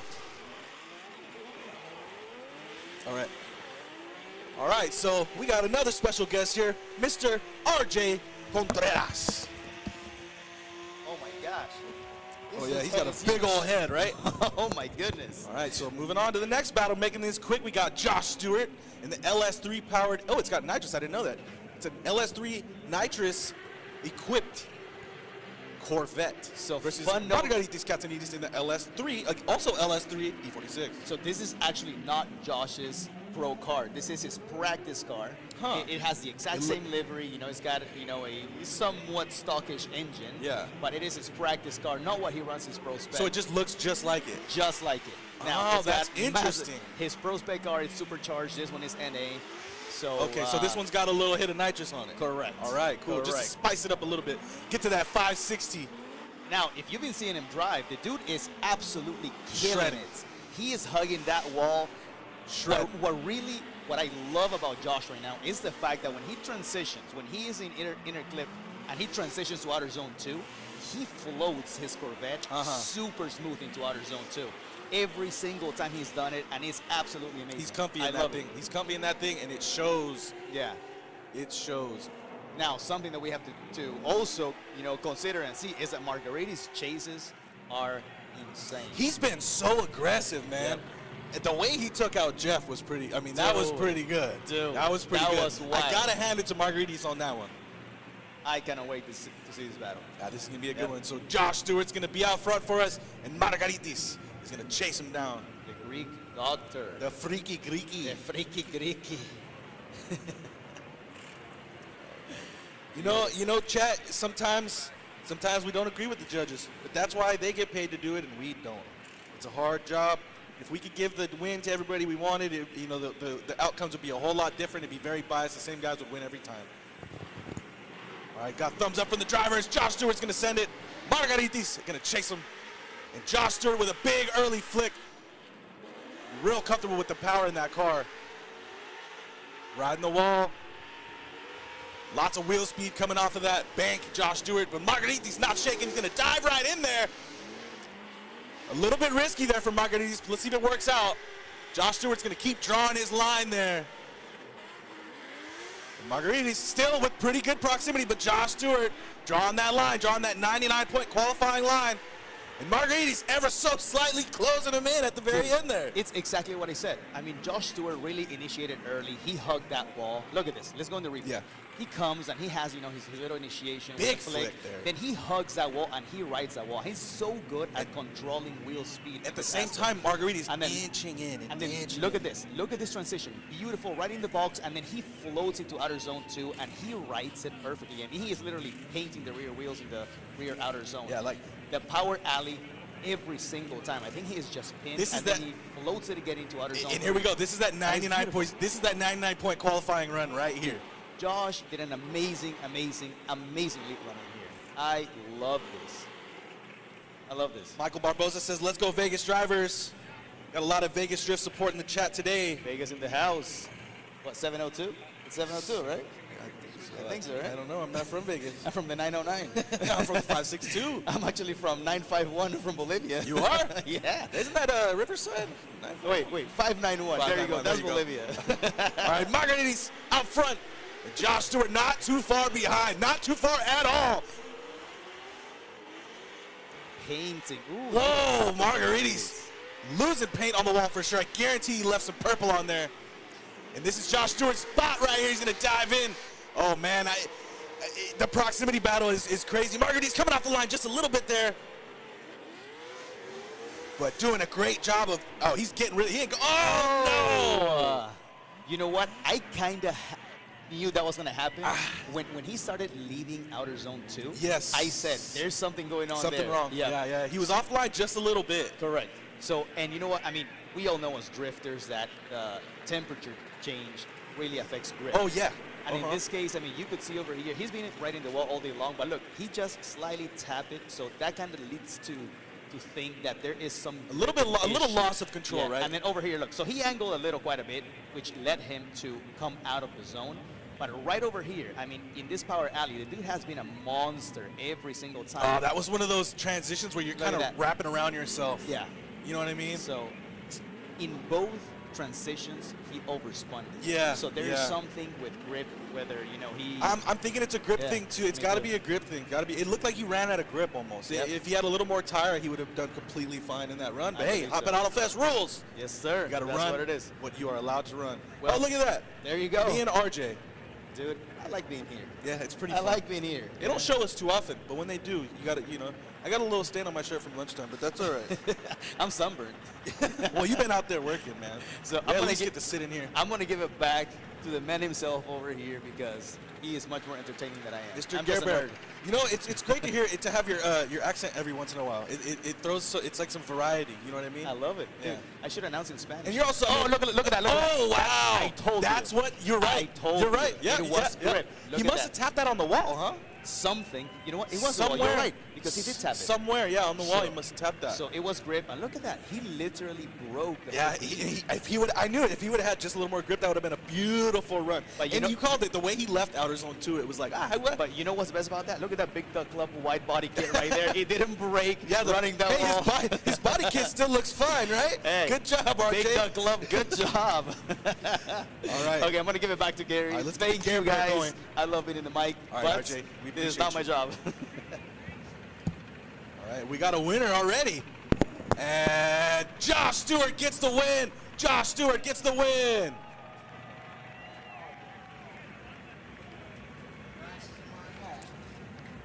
Oh, you gave him away? Gave him away. Oh, man. I need a damn hat, actually. I was supposed to stop by, I got a hat from RTL. I need to stop by Justin Leonard's booth. Justin Leonard gave me a hat. Him and his thick ass baby. I need to get a hat from Justin Leonard before he packs up. Thank you, Justin Leonard. If you were watching, Or Justin, if you hear me, hey, make sure to save me a hat. I forgot to grab one from your booth earlier. I said your family's beautiful. The baby thick. I said that was the cutest baby, bro. That is because usually I see babies. I'm like, he was stomping. Oh, look at the Orange's helicopter. All right, so look at that recap. Okay, so we're going back to this battle. TJ Hunt previously took a 5-minute timeout. In the previous battle, John Schaefer made a little bit of contact into the rear end of TJ's car. Oh, that's what the 5-minute timeout was for. He must have wanted to make sure his alignment was good. There's $5,000 on the line, and with a little bit of contact there from John Schaefer, TJ Hunt probably just wanted to go make sure everything was dialed. Yeah. So revisiting the second half of this run, TJ Hunt's going to lead. John Schaefer's going to chase. We already have a pretty good run in the books. A really nice lead from TJ and a super aggressive chase from John Schaefer. Yes, indeed, everybody.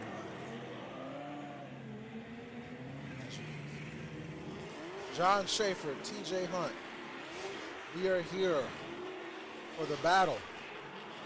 I thought that was a city. Is that a city on the title? No, it's not a city. It's a tire marks. Shout out to Andy Pass.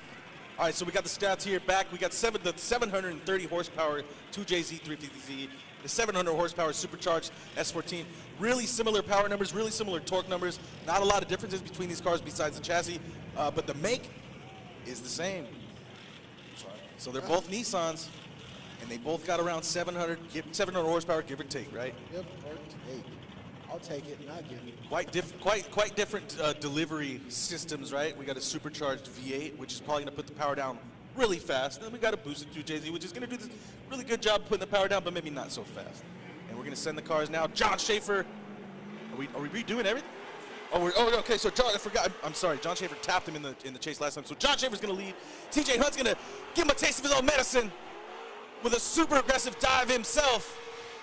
Kind of sets him up a little bit off in this next part of this track, though. John Schaefer just about hitting that outer zone.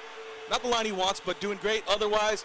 Ripping it down the power alley into that last outer zone. John Schaefer with the smoke pouring off of his car. He's not quite hitting the outer zone how he would like it to, I'm sure. And TJ Hunt not too far behind, just a couple car lengths.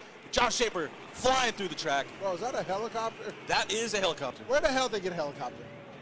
Where did they get a helicopter?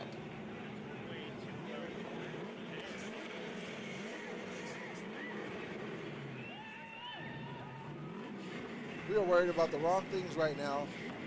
Everybody, give it up for these two competitors here today. Are they not allowed to do that? We're trying to find out right now. Everybody, the helicopter school, but and then we had a free fireworks show right over there. Where? Y'all should do one of these 4th of July weekend. All right. Give it up for John Schaefer. Give it up for TJ Hunt. We're gonna have a winner here. Boom, boom, boom, boom. Boom, boom, boom, boom, boom. That's a ghetto bird. I like how you can see the helicopter in the background. I know. Can we get the helicopter? Give it up, everybody! Give it up for John Schaefer! Give it up for TJ Hunt! Give it up for Little Red Riding Hood in her shoes! Click them heels 3 times if you want to see it one more time. That's enough. Gary, this Gatorade won't stop pouring all over me. I'm not sure how how did it hold so much water? Look at this. It's refreshing. It's full. Fire! Oh, we got a fire. Track staff, please. Oh, we got a fire in John Schaefer's car. That's superchargers. Is John Schaefer? Got some hot oil in there. What's he grabbing?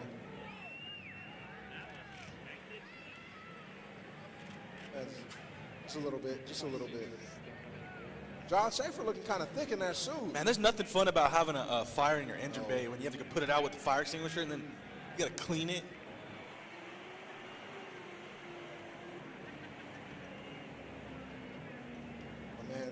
RJ's trying to deliberate some logistics right now.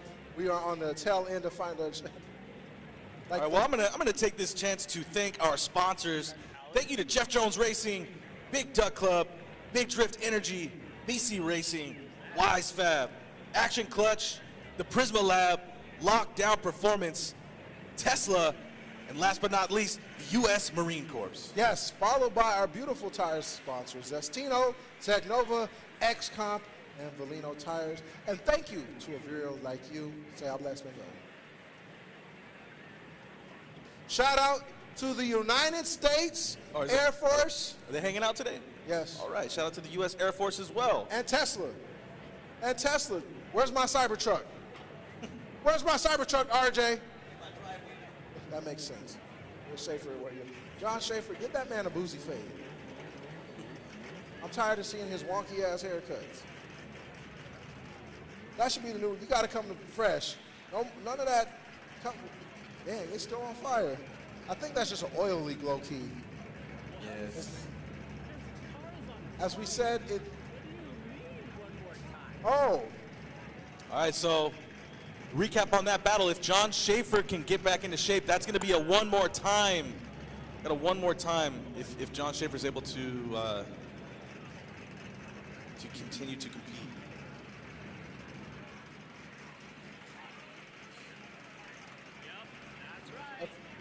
If you see the car on fire, then we'll leave the car back. Got all the smoke. Lost person.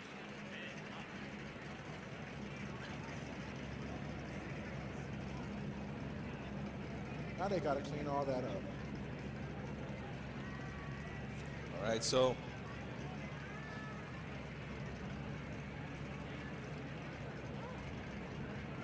looks like we got a little bit of oil down on the ground. We're gonna have to go to some. We're gonna have to do some cleaning action here. It's a little bit of cleaning.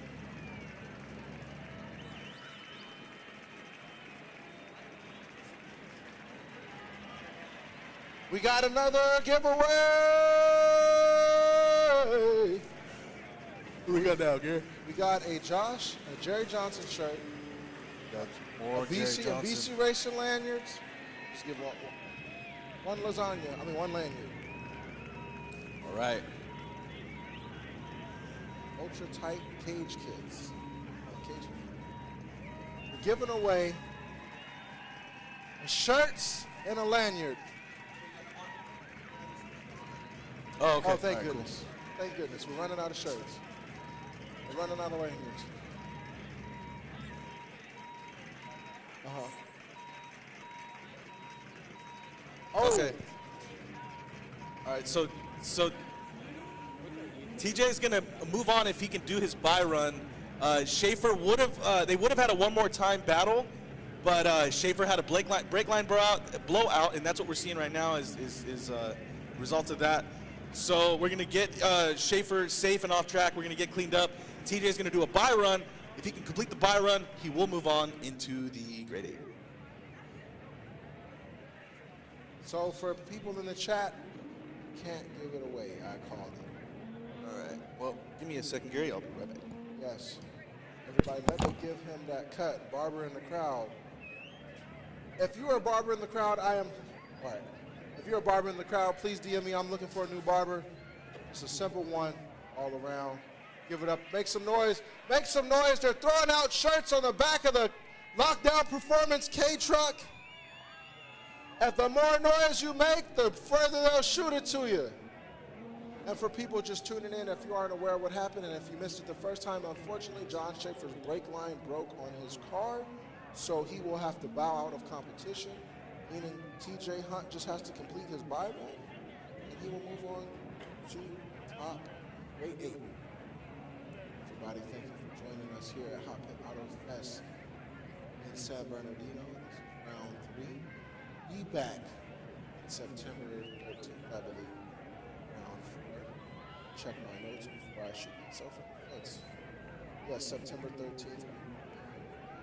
Yes. Round 4. Outrun, and then the last run, final stage, is still to be determined for all of you out there who follow us. And thank you continue to support us there at home, and everybody who's here in the crowd, thank you for continuing. We've been doing this 4 years strong. It's been a great honor to be announcing this. I am happy to be here. As is Chris Miller, he took a little bit of a break. I am here joined, as you can see. That boy's car is still smoking. That's just residual. There's nothing about that. That brake line is real. Accidents happen. Things happen. You can never really be too ready or too unprepared. But John Schaefer, bowing out right now to having to work around what he's doing.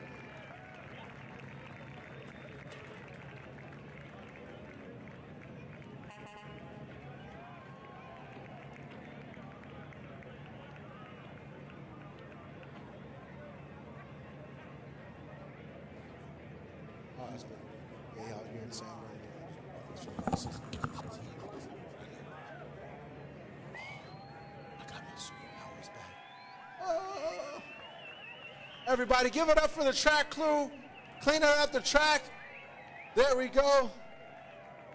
Thank you so much, everybody, for your patience. We appreciate you guys. As you know, we do take safety seriously here, and we want everybody to have a good time. It sounds like everything's popping out there. Give me one moment as I check on my crew.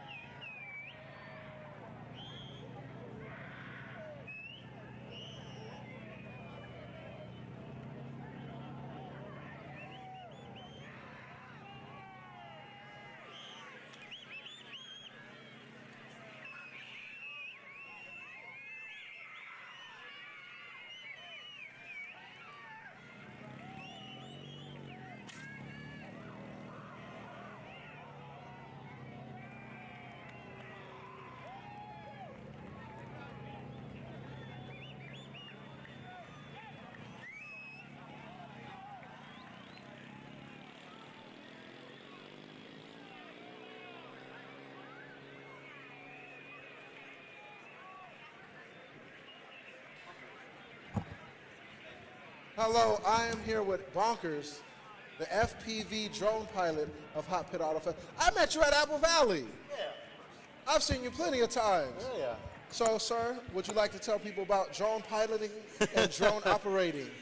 Well, you know, dodging helicopters is kind of fun. Is that your issue right now? Not really an issue, it's just a little spooky. What is it like to have a helicopter fly that low towards a drone? Oh, it's just weird because I have to get approval to fly. So I have approval up to 100 foot. Okay. And helicopter could just, you know, just roll in.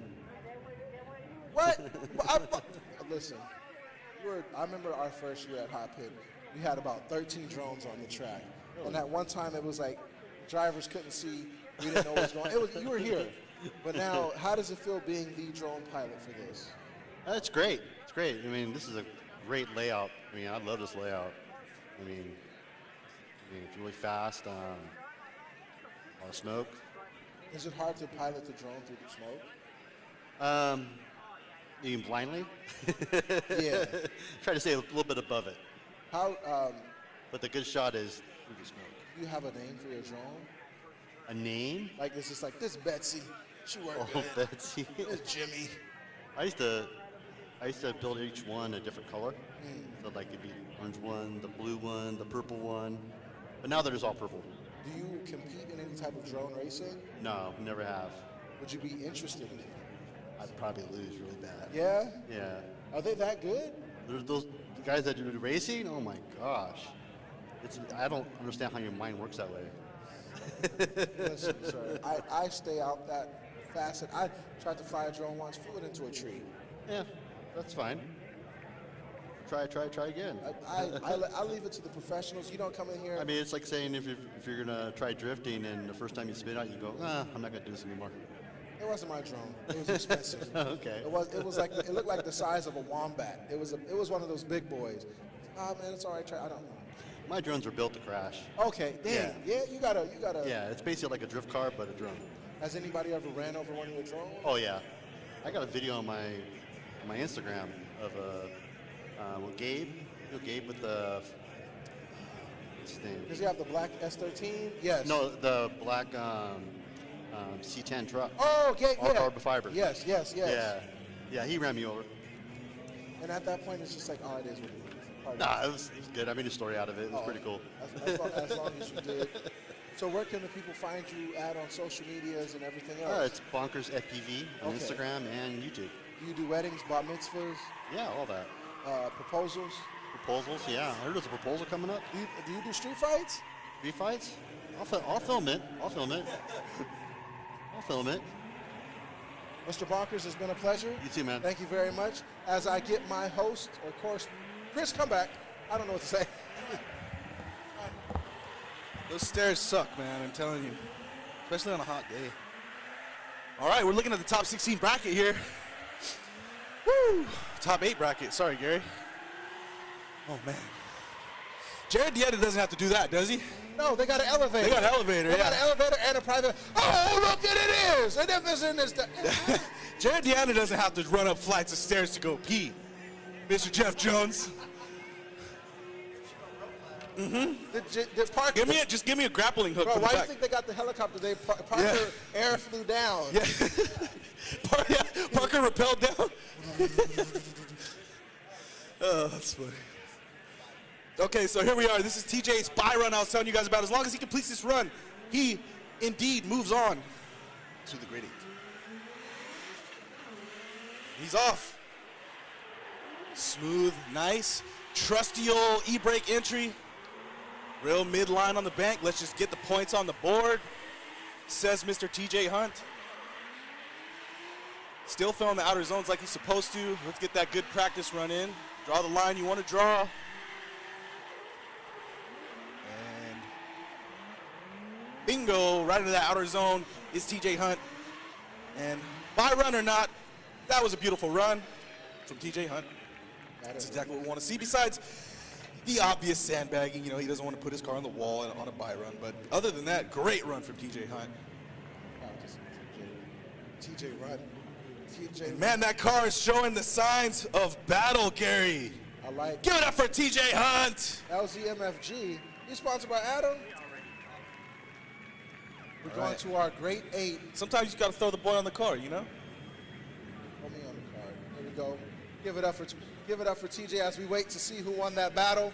Was it TJ or was it Byron? And Byron gets the win. So Byron moving on. So of course TJ Hunt moving on to the grade 8. Gonna square off against Rome Charpentier. Oh boy, what did you eat? That man got That's a Gatorade. Gatorade burp. I remember my dad used to. You gave me the Gatorade, player. He was thirsty. Wait, Junior. Gotta go to some races. And for my birthday. Hey, speaking about.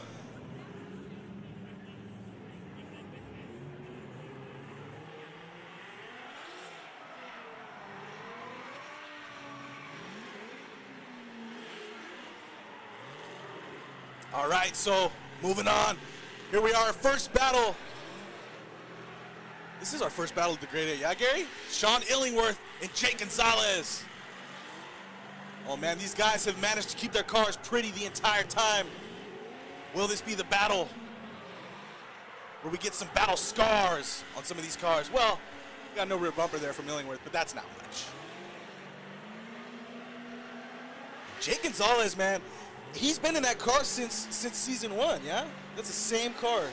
That, yes, but from what I understood, he was going to build a pro car and then took everything from that pro car and then build this car instead of trying to build so this, it's the same chassis, but it's not the same car. It's the same car with better parts. Yeah, it's the same chassis, but it's not the same car it was. Yeah, but when he started, not the where same it is car now, it once was. And as you can see, it took him from night to day. Oh yeah, he was KA, wasn't he? Huh? Wasn't he KA, No, or he's always been JZ. JZ? Who was that? We had a KA. We used to have That a was, KA team. damn it, that was those two dudes from San Diego. Oh, okay, yeah. All right, Sean Illingworth out front, Jake Gonzalez. It's Sean Illingworth coming in hot. Jake Gonzalez going to try to close that gap there. Of course, we got the fire spin out. Sean Illingworth riding the wall. He does it every single time. Oh, good little transition there from Jakey Boy, diving into the door there. Sean Illingworth. Sean Illingworth filling the outer zone. Tons of smoke. The angle's on point. Into the power alley. Jake Gonzalez right behind him. Banging on the door. Knock, knock. Sean Illingworth. Jake Gonzalez is here. Look at how consistent Jake Gonzalez Oh, is. man, that was a chase from Jake. Woo, boy. Jake Gonzalez out there chasing folk.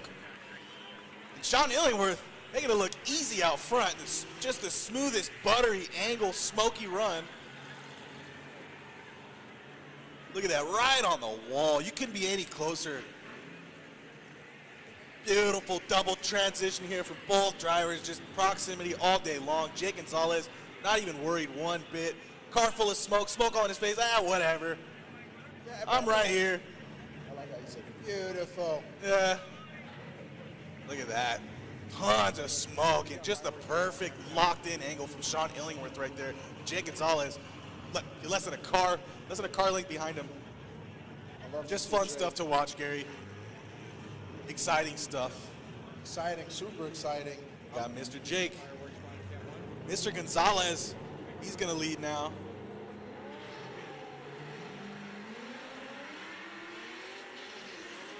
As Jake Gonzalez Oh, takes off, putting got a a little bit of a distance on gap. Sean. Look at Jake. He is composed. He is riding the wave as they come into that power alley, into that second outer zone. That boy is on the line as Sean Illingworth falls behind Jake Gonzalez as they come to that last transition into the third outer bank. Look at that. Look, I never thought I'd see the day. And so definitely a better lead run from Sean Illingworth and a better chase from Jake Gonzalez.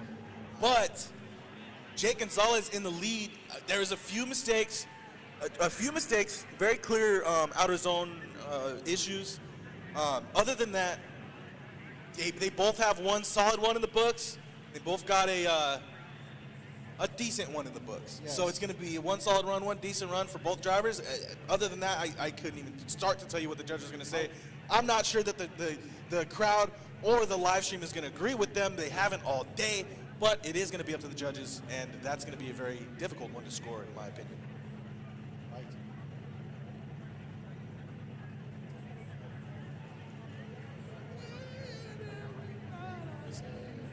Give it up for the drivers, people!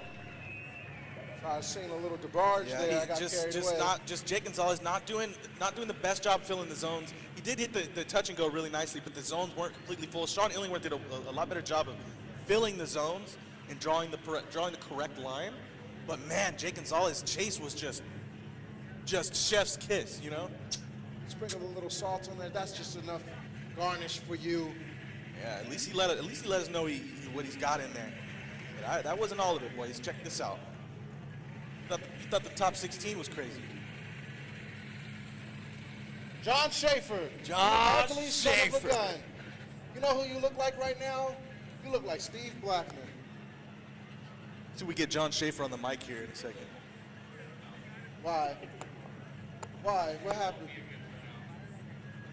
Don't John Schaefer look like him? Yeah. So we got a very, very angry John Schaefer up here. Oh.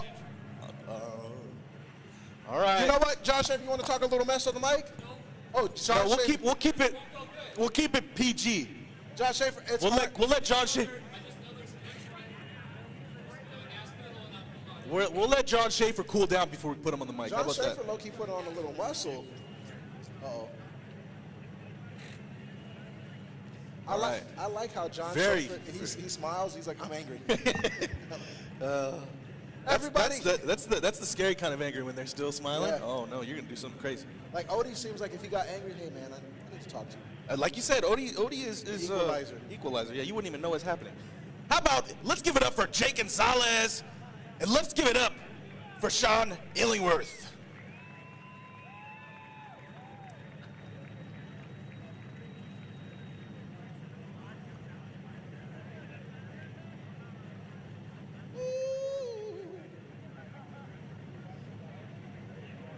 And the winner is Sean Illingworth. Sean Illingworth moving on to the Final Four.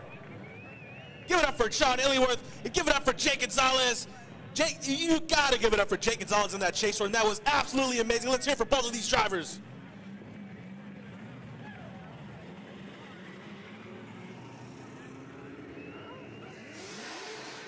Bro, look at the fireworks in the background. I know. That's how you know we're in the hood. Right? They never ran out.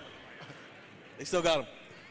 Listen, they said it's illegal to pop them on 4th of July, but they didn't say about the 11th. Yeah, they took that. I mean, they took the signs Bro, out. there's a whole fireworks show going on right now. What the heck? That's somebody's deal, bro. Right? I brought these from a distant land, far, far away. All right, so Sean Illingworth in the Final Four. You know, he's done pretty well as far as placement. When he does well in an event, he goes pretty far every single time. That he does, and now we have. Oh man, Odi Bakchis Versus Casey Chavez. Right, oh, and another it's LSX versus LSX. We had an LS3 versus LS3 battle earlier. A battle of the displacement. So these numbers are you seeing are from his pro car, not this car. Yeah, I'm sure he still has a really similar motor. It's just probably doesn't have the power adder No, not at or all. the tune, not you know? Because this is stock. There's a fast 102 intake on there, and it's Yeah, not. yeah. And the NA is not making that. It's impossible. Yeah, I'm thinking he's got a power adder set up and then a non-power adder set up, you know? But he has 3 cars. Yeah. He's got his pro car, the pro spec car. The S14. Yeah, he's got a couple S because he has his own program as well. Yeah.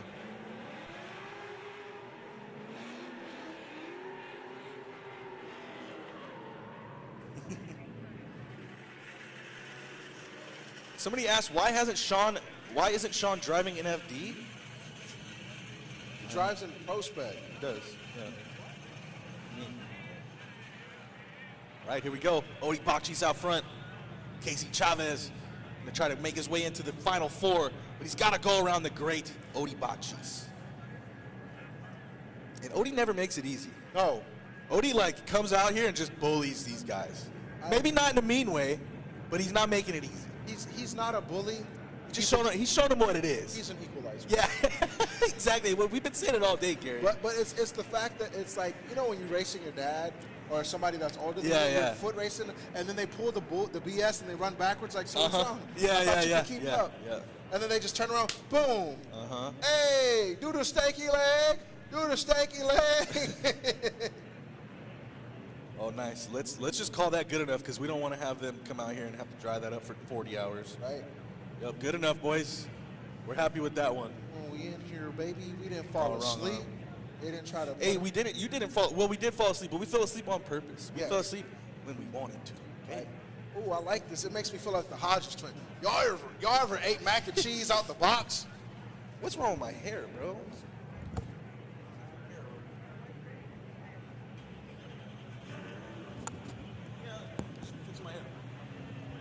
You switch it. Do what you got to do. Yeah. I think he wants to ride. Cameraman. Okay. Producer dude. All right. Oh, can we? Do you think, is there enough of them there? You're the more convincing person. Everybody in the crowd. Can we get a wave going? Do we got enough people for? Do y'all want to do the wave? Starting from the right. Wait, stage right? Or which way is the right? Damn it. Towards the flag, right? Starting towards the American flag. Everybody from the flag down. Start the wave on 3, 2, 1. Let's get that wave going. Oh! Hey!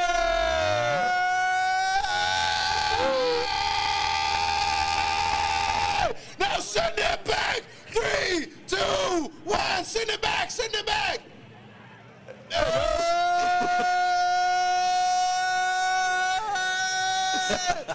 Hey, dude in the white shirt next to the girl. Yeah, him. Right, yeah. You're looking at me, lady. Here, poke him. Oh, you don't know? Yeah, you, buddy. I'm talking to you. White shirt. You didn't do the wave. You didn't do the wave. Security, get that man out of here. Delete. I'm just kidding. You just called him out for not doing it. Yeah, I'm watching everything. He's like, I don't want to do the wave. I ain't coming to do that. Yeah. He's an unwaver, man. It's all right. Not all of us are waivers, Gary. I was gonna boo that. I'm not personally a waiver. Nah. I enjoy a good wave though around me. Oh, okay. You know what I'm saying? I enjoy the wave. Are you the dude that wears the T-shirt? in I'm full- smiling. full I'm pants? smiling. I'm like, woo, but I'm not waving. Okay, You know what I'm saying? The what? Oh, nice. So we're gonna drift the debris away. Like, who did that? That's what. That was John Schaefer that one time. He drifted into the kitty litter to get rid of it, and then went around and did his lap. Yeah. They put the fan right here. Boy, let me tell you something. My butt. Woo. Boy. I love the Orange Show Speedway. It's like being at your homie's house that doesn't have amenities, but they always got great, like, it compensates. Yeah. Hey, man, I'm sorry we ain't got AC, but my mom bought, like, Porto's Pizza. Like, oh, man. Yep. Like, y'all want wings and soda? Yeah, I remember those friends' houses. That's funny. Like, dang, you guys live in here? This is crazy. Like, They're like, yeah, but check this out. And he had ice cream. I was like, I don't have ice cream at my house. How y'all for ice cream? We got this thing Yeah. called EBT. Whoa, what's that? Like, the government gives us. I was like, man, I've never seen such a really you guys have so much food. Yeah. Like, yeah, we go grocery shopping all the time. All right. Your mom got like 12 jobs. He's never home. All right, Odi Bakchi's out front. Oh man, they are going fast. Big quick initiation from Odi and Casey Chavez, diving in there, trusting it. Let Jesus take the wheel there. Casey Chavez with the really aggressive, oh no, and a shutdown in an otherwise beautiful chase lap from Casey Chavez. Odi Bakchi's just gonna let this one ride. He's in autopilot mode already anyways. I had to take off my headphones to listen to Odi's car. He is just on throttle. What? Just a steady, probably 68, 6,500. Right below red line, hanging out. If aliens came down here, I'd show them the LS engine. Oh yeah. They're like, oh my gosh, what show us technology? Like, listen to this. This is a push rod single cam engine. Link Blorg, are you telling me you're American aliens? I would show them T70 turbos. I would show them. I'd be like, well, get this thing to like 30 psi and then just let off the throttle. I guarantee you get some sounds out of there. You know? Bro, I've always loved like how Metro Transit buses. I love it because they're running like, you know, TD07s and stuff. Yeah. I'd show them that and a Zenith black box. All right, so Casey Chavez out front. Odi Bakchi's the equalizer. Oh man, so intimidating. Oh, so intimidating. Odi Bakchi's is able to surge right in there whenever he wants. But just everybody. Casey Chavez got his work cut out for him. Let's see what he can do with the cards he's dealt here. Drawing the line. What do you think, Gary? Casey Chavez doing pretty good out there out front. Listen. Odi. You just can't shake Odi, man. Oh! I put it down because when I yell, they told me not to. Jeff Jones got on me. When I listen to Odi's car, I want you to close your. You know have you ever watched like Harry Potter and the dragons roaring? Yeah. Like it's roaring the whole time. It's just like it's like depending on the pitch of the roar, you know how much throttle. Yeah. He's just like he's really just 50% He's right just now. hanging around.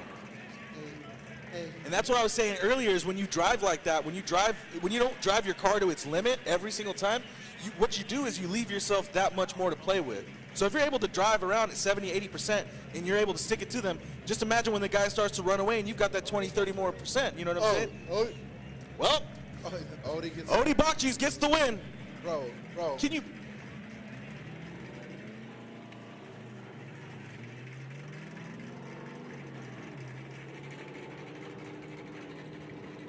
Chris Miller, it's 9:45 in the evening. I'm just tired of them announcing it instead of us. You know? I want to yell at everybody. No, well, you know, I'm not trying to yell at anybody. I like raising people. Like, why are you yelling? I just talk with excitement. Yeah. Well, yeah. I talk in uppercase. Yes. You know what I mean? Yes. And I don't mean anything by it. Like no. when I talk mess to you, it's quiet. Yeah. It's, yeah. The bad stuff, you barely hear it. Like if you I'm might yelling, not. Okay, wow. So TJ is out. Rome Charpentier's going to get a bye run. That is unfortunate. TJ's been doing really good today. I would love to have seen him keep competing. Car's going real fast. He's one of the faster drivers out here today, actually. Yes. Shooting across this entry. So what does that mean, Gary? Do we get a bracket? I bet you I can show that there's still water coming off of my Gatorade. Oh, they missed it. All right, so Kate. Oh wait, sorry, that's Rome Charpentier. So Rome Charpentier is going to come out and do a bye run, and that means Rome is in the final four. No, because we're in the grade 8. So there's we need brackets. No, it is final four because it doesn't. It goes 32, 16, 8, 4. It doesn't go 32, 16. Okay, but TJ just bowed out. So they were competing to get to the 4 because there's 8. So look at it. No, TJ just battled. But he's out. But he just battled just seconds ago, just a few seconds ago. But who? I think that was for his final 4. I thought. Oh well, I guess he's just in it but doesn't win it. Well, we need brackets because there's all this stuff. Yeah, because look, it goes like this, then like that. Like right. All right. Okay, so we're gonna get a graphic here. Oh, so TJ Hunt is out. He's no longer able to compete. Watch the internet. So unfortunate, conspiracy. man. Oh my gosh, they planted a nuke in TJ's car. Shut up. Stop crying. Oh, he was making a cup of coffee just now. Nah, y'all tripping. Yeah, no, we know that, Michael. The graphic is wrong, but we've already addressed that. That's not Odie's competition card. That's Odie's. It's like a demo card. We know that. So what I'm learning from drifting is if I go out to the track every day and go all out in my car, I'm doing something. I got to learn how to drive at 50%. Well, you just got to leave a little headroom. You know, if you're driving at 100% throttle, well, you're obviously doing something wrong or trying to be, just trying to be a dickhead. But you don't have. There's just no. Like in a pro car setup or like a regular? No, I mean like in any. Well, I guess if you're driving a Corolla, you got to drive at 100%, right? Like the E90. We're not talking Corollas. We're talking like, you got 300-400 horsepower. You got room to. You don't need to be 100% throttle all the time. Give it up for Rome Charpentier. But Rome Charpentier is out here 100% at all times. No, I'm not. He's one of our he's a very controlled driver as well. He puts it out when he needs to. He'll bang limiter when he needs to, but otherwise very controlled, very precise, very technical driver. Rome Charpentier. Rome gets the win. Give it up one more time for Rome Charpentier. Our superiors are telling us what to say. We're no longer controlled by free will. What did they say now? Rome gets the win. Make sure you say Rome gets the win. the dude wearing the opposition shirt told me to say so. Gary needs to compete next round. My car works. If his car works. All right. Here we go. This is a good battle. Oh, my goodness. Almost identical power. 560 horsepower, 550 horsepower, 560 for Josh Stewart. Last battle, top 8. 550 for Dustin Farrell. This is going to be the last battle of the top 8.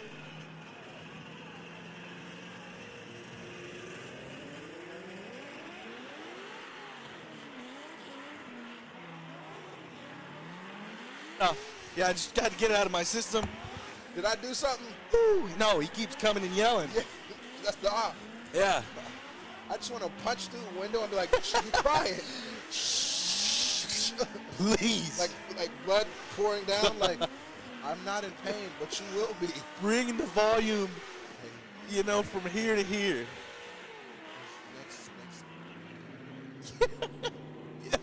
Good, Top 8 is over after this round. What is going on? I love the chaos of HOTPIT chaos. Dustin, you know what? You're right. Dustin's always limited, but that's a choice, man. That's like, because he wants to. It's just cool. Party like a rock star, bro. Party like a rock. We're gonna get a bracket up pretty soon here, and we'll show you guys the standings so far. Right now, we've got Josh Stewart out front, and Dustin Farrell out back, and we are sending them. This is gonna be quick, I'm sure. Whop, whop. There we go. Oh, really, really smooth dive in there from Dustin Farrell, and a nice wall ride from Josh Stewart. Nice transition here into that second outer zone. Josh Stewart almost knocking out that outer zone cone, which means he is filling that entire zone. Only way you can get that close to that zone, Gary. But Dustin Farrell is not shaking. Oh, transitioning less than an inch away from the rear bumper of Josh Stewart, and Dustin Farrell keeping that proximity throughout that last outer zone. Said, you're going nowhere, buddy. But Josh Stewart drawing the line there, drawing that 99-point qualifying run we're talking about, Gary. As once famous, you got 3 minutes of play time. 3 minutes of play time. I I wish the Macho Man was still alive. To I see know, how much man. we celebrate. Dude, could you imagine being that iconic that you're saying just lives forever? Right? You know, Like people nothing I've ever said is that cool. There's something called Macho Con, where people just come dressed as Macho Man. Just a Randy Savage con? There's an Optimus Prime Macho Man. That's tight. There's Ultra Optimus. There's a bunch of stuff. I would take part. Look at that proximity there from Dustin Farrell. Little tiny little bobbles there in the lead run. But I mean, nothing we care about, Gary. I think that was more just him gripping up and getting faster, gripping up and getting fast, just grabbing miles per hour there at the end. That Corvette. And you know exactly what I mean when I say that. It's good. Michael, yeah, Michael's got it. But Rome, wait, who's out? Oh yeah, TJ's out, so Rome moved on to the Final Four, and the winner of this battle is going to be the last.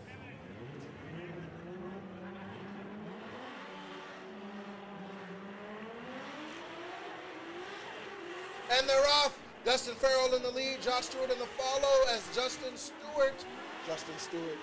Josh, I don't. Compound names. Dustin Farrell. Oh, is he going to spin? Oh, he straightens out. Dustin Farrell, keep it going. Just keep it going, Dustin. Little too hot there. Just too hot to handle, too cold to hold. His name is Dustin Farrell, and he's in control. Shout out Bobby Brown. I stole that from you. But he's gone. There's so much smoke up here. God dang, Chris Miller's having an asthmatic attack. Are you okay? That's the fans drying my throat out. Oh, whoa. Man, he's holding on to that little. Mr. RJ, when we get more Gatorades, please. I'm drowning in thirst. Drowning in dry. Give it up for Josh Stewart. Give it up for Dustin Farrell. That was a battle. Gary, I think the rest of the night is going to be just like that. I hope so. We've only got heavy hitters left. Oh, I'm good on the red 40. May I exchange the red 40 for another 40? Yeah, E40. Ooh. All right, so moving on. We got Josh Stewart. We got. Huh? Are they hugging? Yeah, bro, that was a good battle. That was fun. The only time I didn't see people get out was, thank you, was when Aaron Velasquez versus Dustin Farrell. He stayed in the car. And Dustin Farrell gets the win. Yes. Moving on to the Final Four. Man, Dustin's how many Final Fours is this for Dustin Farrell? This has got to be his 5th or 6th. How does Gatorade get cold but never freeze? So Dustin Farrell moving on to his I've lost count Final Four. He kept it simple. Yeah. You know, Dustin Farrell's like, he's kind of like he's kind of like one, like if we had a Forsberg or a Von Gittin Jr., it's Dustin Farrell. Forsberg, Von Gittin Jr. are two ends of the spectrum. But no. I mean, just their level of dominance. He's consistent. I mean, if you look at Forsberg's battles won versus a lot of the drivers, he's gonna have won more of his battles versus a lot of the drivers. If you look at Von Gittin Jr.'s battles versus a lot of the drivers on the roster, he's gonna have won a lot of his battles versus a lot. Is what I'm saying. You know what I'm saying? His win rate is just up there. His KD ratio. Okay. Dustin Farrell's KD ratio is crazy. What's KD? Kill death ratio. Okay, I was just making sure. Yeah. As we check out the bracket, will it be? Let me stop talking to British accent. Forget about it. All right, so we got Sean Illingworth and Odie Bakchis, and then Rome Charpentier and Dustin Farrell. That's going to be quite the battle, Chris Miller. We brought these competitors. So Sean Illingworth taking the battle up one notch above what he's used to is in his regular competition, right? So he's pro spec, and Odie's pro. Sorry to point, but if you notice, 353, S13, S14, E36. So you got 3 Nissans ganging up on the BMW. What are the odds, Gary? What are the odds that the BMW squeaks it out, Gary? I don't know. Rome Charpentier versus Dustin Farrell. I don't think I've seen these two competitors go. So they're hustling over there on Little Webby's car. getting those tires switched out real quick here. Shout out to Mark Webb, BMX legend. Dustin Farrell used to ride BMX like Mark Webb. Oh, really? Yeah, hence the name Little Webby. Lil Webby, Yep, there we nice. go. That's cool. Dustin Farrell has a beautiful car, beautiful girlfriend. You know what? So he used to ride BMX, right? Yeah. We've said this before, Gary. Me and you have talked about this before, but people and drivers that come from other action sports, they excel. Yeah. You start in drifting, you can do well. You can do well. There's nobody stop that you can get to. You can be the best, right? But you come from BMX, dirt biking, skateboarding, mountain biking, any extreme sport, any other extreme sport, you just have the furthest head, just the biggest foot in the door and the biggest head, like what would you call it, like advantage, you know what I mean? Coming up September 20th, okay, all right.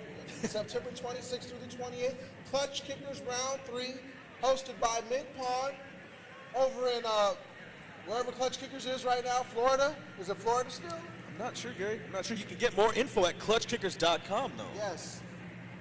Shout out to Clutch Kickers, Clutch Kickers, Clutch Bang, Kickers. bang, bang. Yeah, one more time. Let's just hit it again. Bam. Bam.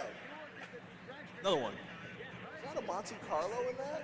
It is. Yeah. That is. It is a Monte. Little known fact that I've discussed this with Mads back in the day. Everybody's mechanical, their first time turning a wrench or something when they're building a skating foot, using an Allen key for skates, adjusting your brakes on your bike, so you get that understanding how to turn a wrench. Well, you also, not only that, but like, especially with skate, oh, look at the moon. The moon looks beautiful. I can't see it. Over there to the left. Oh, dang! But not only that, you create a relationship with the tools, Yes. but you create a relationship with that item, right? With your skateboard or your bike, where you don't just want to ride anybody's skateboard. You know what I'm saying? Like, oh, you want to go skate? Here's a skateboard. No, I don't want to skate on that. I want to skate on this, right? It's the same deal. I don't want to drift that. I want to drift my car. You sort of build that first relationship with a piece of machinery.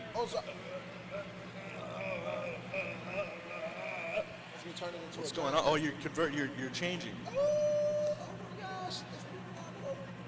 Round 4, September 13th, Orange Show Speedway presents Outlaw Run for the 4th round.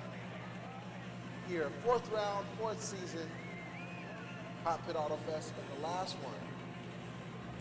I like how you said secret, It says, you can read it. Well, it says secret. It doesn't say where. It just says the state or the city. From what I heard, they shut down the strip. That's right. They'll be drifting with F1s. Kidding? It'd be dope though. The streets of Las Vegas has welcome. I'm excited to return to SEMA. I didn't go last year for the first time ever. Oh really? Yeah. Last year was my first SEMA I've ever missed. November 1st. I gotta check the dates because that following week is SEMA, right? I think that's the week of SEMA. All right, folks, we're going to clean the track up just a little bit, get you guys going here pretty soon. Gary, why don't you go throw out some of them lanyards? Oh, I'll go give some away. give them away. Wait, is there anything? How can I make these more mobile? These aren't going to throw very well.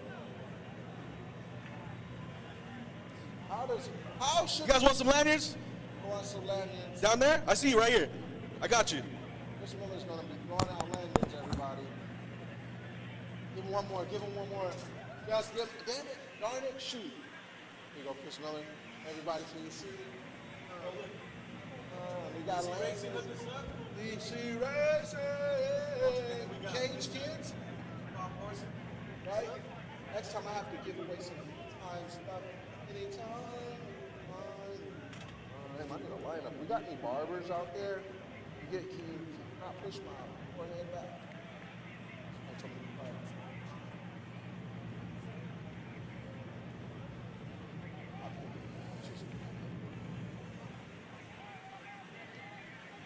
Let me stop.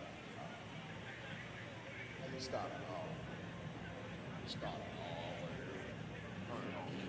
Go back to the comments right here. Got OD boxes.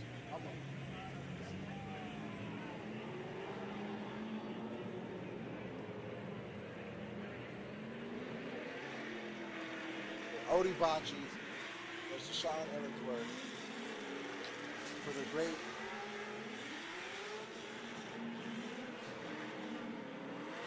I see your double chin from the stand. I saw that coming. Damn. I'm not tripping. I was wondering who said that. It's funny. They always hide behind the screen. Joke's on you, dude. I don't have a double chin anymore. Right? Your mom does, though. She got a goblin neck. Okay. Here we go. Odie Bakshi, Sean Illingworth. Final four, Gary. All right, let's hype him up. Let's hype him up, everybody. Let's hype him up. Stomp your feet on 1. 3, 2, 1. Stop your feet. Let's get that beat stopping. Let's hype these drivers up. Gary, you tell them. Say it loud. Say it real loud. Everybody stomp your feet! Hey, nobody stomping. You know, they're not listening, Gary. It's okay. We're going to have to give out some Gatorades. All right, Odie Bakchi's out front. Sean Illingworth dialed on the bank there. Mimicking the line, perfectly mirroring the line of Odie Bakchi's.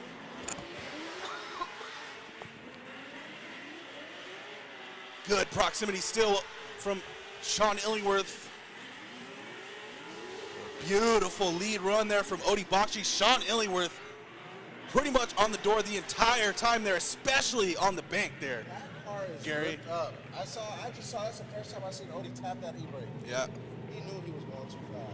Man, Sean. That was a crazy, look at this. Look at that. Just mirroring. The smoke's even pouring off the same. Don't forget everybody after HOTPIT Autofest having an orgy.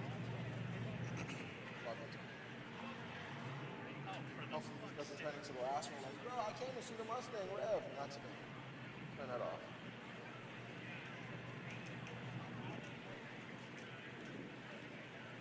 Oh, the tape has been untaped. As we go into the second run, Sean. Jackie, it's gonna end pretty soon here. We got like maybe three and a half more battles, and then we're throwing it down to the two-step competition and wrapping it up. Somebody really asked when's the two-step baton toss happen? No. Well, she said when does it end? I'm saying that's what we're gonna do. All right, Sean out front. Oh, big feint entry. Odie's not worried about that. He's not scared one, but he's gonna dive right in there. Wherever Odie points it is where Odie is. My goodness, and Odie's got to back off to transition. He's so close to Sean Illingworth. Even a little love bump there. Say, go a little faster there, Shawnee. And Sean Illingworth laying onto it in the power alley. Look at Odie Bakchi's just holding his hand there through the outer zone. Just remind me, this is my practice class. Jeez Louise. Give it up for Odie Bakchi's. Give it up for Sean Illingworth. Wow. Wow. What in the hell, Gary? Look at this. Look at Odie has to back off to transition. He's so close. I got to back off right there and then dive right back in. And then dive in again. A little too much dive in right there. He's just on wherever he wants to be, as close as he wants to be. And right here is where Sean Illingworth had a little bit of a gap, starting to pull away from him there. Man, I don't know who had the more aggressive chase. Was it Sean in the beginning of the run or Odie at the end of the run? Sean on Odie's door, literally mirroring his line on the bank, was crazy. That was the most mirrored, perfectly shadowed chase of the day. Just there, when Sean was chasing Odie on the bank. And degree for degree, Gary.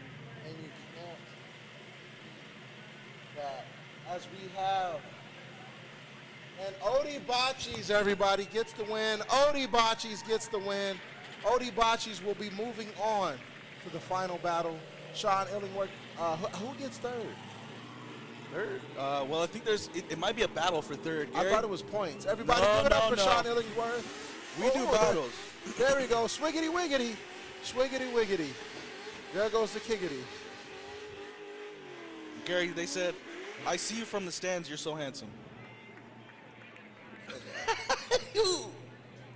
Said that. I'll give you my number. Gary's diving in real quick. Right. Better calm out. I'm gonna act up. I'm finna act up. 281-330-8004.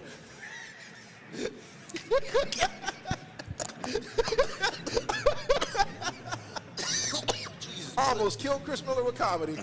That's not my number. That's my Gatorade. Rome Charpentier versus Dustin Farrell. Rome Charpentier versus Dustin Farrell. Did you hear that? Rome! Stop. Rome Charpentier. Rome Charpentier. Did you hear that? M50 Turbo, 2JZ with the inline. Battle of the inline 6 is here. Style versus style, point for point. Let's go! I'm gonna type that. Let's go! Exclamation, pizza. I remember when I used to run social, I would comment with pizza, and they told me, hey, you can't do that. That's Hurt's thing. I said, shout out to our boy. That's Big Brother, right? That's Big Bro.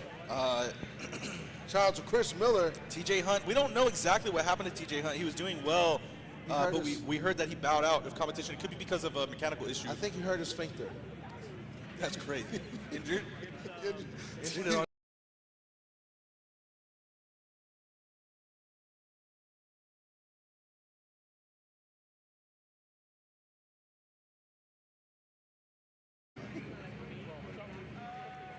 All right, so we are looking at the cone. Look at that. That's a nice cone, Gary. Look at the HOTPIT Autofest cones. Look, cone number 1, cone number 2. That cone used to be orange. They painted cones playing whiteface. That cone is getting old. That cone's getting old. Or there's just chalk all over it. It might be chalk. It might be it might not there be you chalk. go. There you go. What it say? Oh, yo. Oh, okay, so TJ Hunt, his steering rack is shot. Oh, that is not something you want to go drive with when we're driving against banked walls with K-rails on them. You definitely want your steering to be working. I once had my power steering go out, and I was like, Yeah, it's no good. That's a no-go. It's no good. If you had a Miata, yeah. One time I depowered my steering rack, and it took like a whole day. It was a whole deal, and as soon as I drove my 2 feet, I was like, oh, hell no. I'm going back to power Too much steering. weight. Yeah, I don't care. I'm going back to power steering, no way. All right, so Rome Charpentier out front. Dustin Farrell out back with a fresh set of tires for both of these drivers. Shout out Outback Steakhouse. You got the bloomin' onion. It's delicious. Or as my son says, the what is it? The bloomin' onion? The cat, yeah. Oh, it's like it's an onion. Yeah, it's like onion rings, but it's a flat onion flour. Well, I'm trying to think. Surround House, Texas, has it like a busted cactus or something. Oh, that's not. I don't like that. I don't like that term. All right, Shout so out Rome Charpentier. Whoa, long drawn out feint entry from Rome, and Dustin Farrell almost predicted where he was going to be and locked right in there to the door. Dustin Farrell straightens out just a little bit. I think he was diving in, but he did miss a little bit of that outer zone. Proximity's really good though from Dustin Farrell. Rome Charpentier drawing a really nice line there. Gonna toss it into outer zone 3. Lots of angle and smoke there from Rome Charpentier. And Dustin, not too far behind. Really good chase run from Dustin. Overall, solid run from both drivers. Got to switch it up. As you can see here, go to the replay. And it's just beautiful driving. It's just beautiful. It's called driving. the cactus bloom. Cactus blossom. I am at the point of exhaustion where my brain is drifting away, but my spirit is still here. You know, Gary, that's the difference between us and the professionals. What's the difference? Well, you know, they're just able to. I'm losing it. I'm not losing it, but I'm here. No. I'm not losing the ability to do it. I'm losing it up here. You know what it is? The professionals, they're in the vented area. Yeah, you know. We in this box. we in this cube, this horror movie called. No, The you know Cube. what? Well, no. When we made it is when we get an elevator. Once we get an elevator, that's how we know we've made it. Did we take Irwindale for granted? Oh, all right, Dustin Farrell in the lead position. Oh man, Rome Charpentier eager to get after this. Dustin Farrell. Pretty similar flick there. Oh man. Oh, look at that! Look at that! This is gonna be hard. We will. Oh, Rome is like, I can do what you can do. Oh, wow! Really aggressive, nice, dialed flick there from Rome Charpentier. Again, predicting where Dustin was going to be only just seconds before throwing a 3,000-pound car into that spot and praying that was going to be where he was Ladies going and to be. gentlemen, that's drifting. Give it up for Rome Charpentier and Dustin Farrell. All you keyboard warriors at home crying about who won earlier, this, that, and third. That is Final Four level driving right here at HOTPIT Autofest, Gary. Somebody at home is like, but James Dean's not here. Peter Vincent's not here. But we got Rome Charpentier and Dustin That's Farrell. what we want to see from our drivers right there. Just all the confidence. These guys were in each other's door. They basically could have did a Chinese fire drill, swapped cars mid-lap there. You call it a Chinese fire drill? Yeah, it's called Chinese fire drill, brother. I like they got comment. Well, like different countries, their fire tactics are different. You know, there's some funny ones. I like the old Chinese blueprint. or the Chinese. All right. Oh, we got a winner so quickly. Rome Charpentier gets the win. Rome Charpentier moving on to the finals. And what did I ask for earlier? Who's in the finals? Who did you ask for earlier? Rome Charpentier versus Odibachi. Is that what you said? Student versus. Oh, you did? Yes. The foreshadowing is crazy, Gary. I'm like a Jedi. And now they hug. So Rome Charpentier gets the win. Give it up for Dustin Farrell. Do they? So consistent, man. This is how many Final Fours has this guy been in? Definitely give it up for Dustin Farrell. Can I get an adult? Who gets third? Lucas getting the shot there. Shout out to Lucas from the Prisma Lab. What is going on here? What's on the track? What is this? Whoa, whoa, whoa. What's, hey, I need an adult. What's going on? What? What? What? Two-step competition. Well, I guess we're taking a little break here. Do we announce the two-step contest? No. Okay. No. You could. I'm cool. Do we take a break from the live stream? Chris Miller and I get our Union 15 as they do the two-step competition. Enjoy.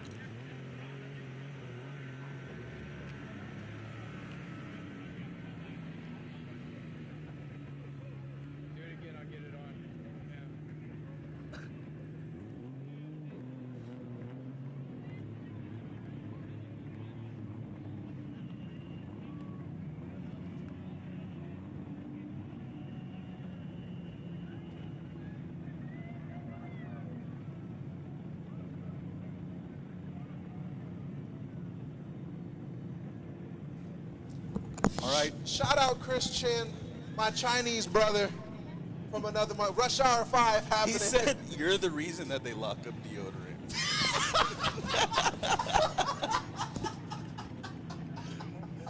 Oh, man. He rolled you quick. I'd rather be stinky than look like him. You didn't even notice. I was too busy looking at him. All right, Gary, we got two R35s, an IS300, a spicy-looking IS300. Oh, that's our boy. He came on this versus that. That's a spicy-looking That makes IS300. like I can't 1,000 tell what's behind the flagger stand. Is that an Evo? Or I see a split hood, and that's the only car I can think about with like a split deal. I can't tell what kind of car that We is. got a Mustang. Can y'all like? And then a Mustang, a 350Z convertible. You don't see the convertibles too often. Chris Forsberg used to have one. Remember? Yeah. And Oh what- yeah, you're the Jeep- right. is There was that a a Jeep? NOS Energy. And the Genesis.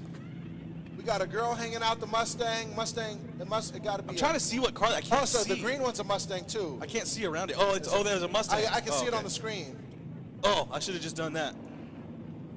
Jeff Jones, we're going to have to talk about this. We're going to have to talk about this, bruv. RJ's in there telling people to move.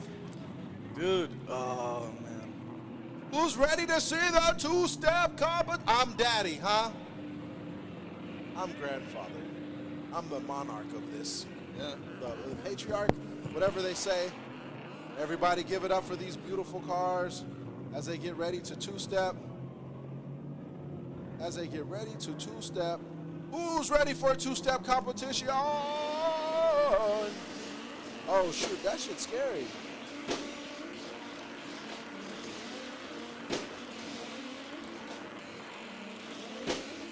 Oh, Lord, it's like something's happening. I'm nervous.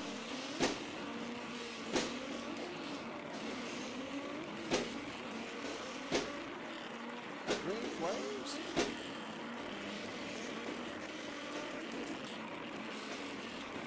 Chris Miller, I ain't gonna lie, this is shaking my soul.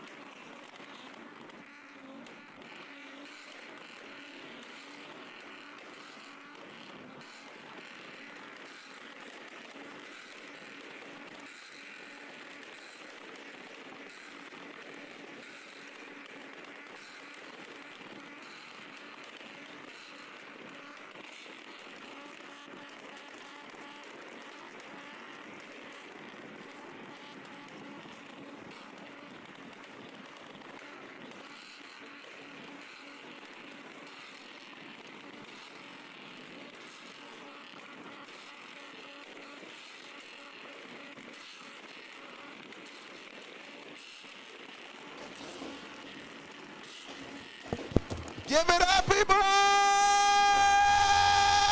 Yeah! Look at that exhaust on the IS300. I wish I could see the back of that Mustang.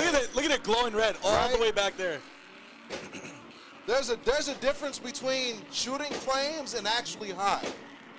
No disrespect to anybody else. Like the Mustang shooting flames, but look at the IS. That is crowd control to major time. Oh, look at the 350Z going off now. Oh, yo. Oh, hey, his exhaust is real hot now, too. Bro, my eyes. I gotta put on my heat wave visuals. Yeah, baby. Yeah, oh, my goodness. How long can they do that? That can't be good for the ecosystem. Can't be good for the engine. Is this on live stream? Are people watching this? I think it ended. Bro. This is the live stream. Oh, yes. People are like, this TV is a live stream. Let's get back to drifting. I can't. Hey, look, we get it, right? But they got to go change tires, so we might as well do this while they're changing tires. Right. That's why we have this. Give it up for all these guys putting their motors on the line. Shout out. Because that's what they're doing. Right. Shit. Let's hear it for the two-step competition, everybody. I want to give it to the IS300 personally. I think we have to take a vote, right? Yeah. Oh yeah. It's do we take the vote? Is it a crowd vote? I think we could skip to a few, right? I'm saying it's gonna be between the white IS, the Mustang right next to it, the 350Z at the end was going crazy. Shout out to the man with the Crenshaw shirt. But I'm gonna have to give it to the three that are right next to each other. The R35, the purple R35, the white IS300, and then the green Mustang. Yeah. I think we should take a vote between those three cars. Yes.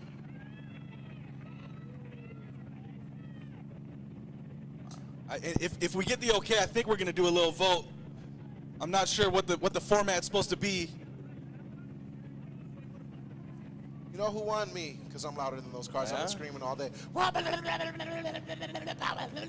think we should take an audio vote right here, a loud like a audio meter. What is the crowdometer? All right, if you guys are ready to make some noise for who you thought won, Make some noise. get ready to do that. Get your mouths ready to holler. Holla, holla, holla, holla, holla, holla, holla, holla. Jeez, Gary, my throat's having a rough time with all this heat. Chris Miller, I'm cooked. And we still got an hour drive back home. All right, we're gonna start from the left. The purple GTR. Who thinks the purple GTR got it? All right, and then we're gonna move on to the white IS300. Who thinks the white IS300 got this one? Yeah! Oh yeah, I figured he'd be a favorite. All right, we're gonna try. How about the green Mustang right next to him? Who thinks the green Mustang got it? All right, it's between them two for sure, Gary. All right, we're gonna go back to the white IS300. If you think the white IS300 got it, shout them out now. Now, if you think the green Mustang got it, you shout him out now. IS300, it's gotta be the IS300. Winner! Gotta be the IS300. White ass Monque. I don't have his name, but sir in that white IS300. I think his name is Quentin. Quentin? I think so. I know him. Could get it wrong, Gary. He gonna know. He got a son. He got a daywalker son too. Oh, that's right. What I mean by daywalker, he's like me. He's like a mudblood. Yeah, my son's half Guatemalan, half black. His Yeah. son's half Mexican, half black. Okay. Beautiful children. Beautiful children. Shout out to David Carity. No, we're mudbloods. That boy is beautiful. Have I told you beautiful? Hey, if you see David Carey's media on anywhere around on social media, on Facebook, be sure to drop him a like. He's getting self-conscious about it. Yeah. Dude, it's hot as hell up here. What are you talking about? Bye. Bye. Bye. We are in the fishing. All right, we're moving on back. You guys wanted some more drifting? We're gonna do some more drifting. We're gonna get these guys out here for the final and our consolation battle as soon as we can. But first, let's launch some of these T-shirts into the crowd here. Uh-oh, that one didn't quite make it. Somebody said, put a girl on. Girl, you are on. Those are still, that's hilarious. What does that even mean? Oh, I'll show you on the ride home. It's that is funny. That's hilarious. Put a girl on. Don't do it. Oh no, it's losing its juice. Brian said, come up. All right. I see drivers.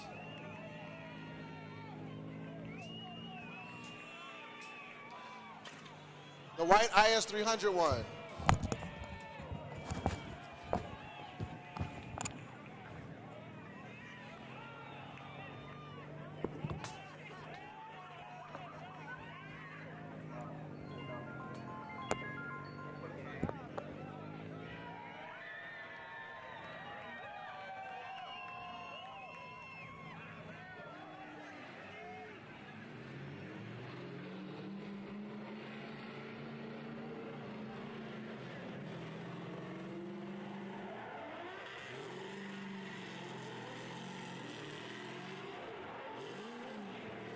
We're off mute.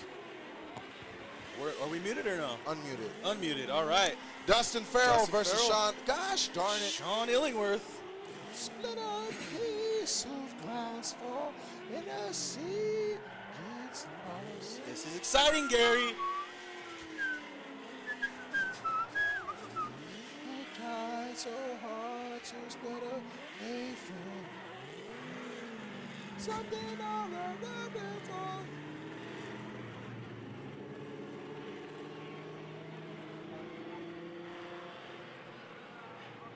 Yeah, so Gary, you want to go through this just a little bit? So right now we got Odi Bachis versus Rome for first and second.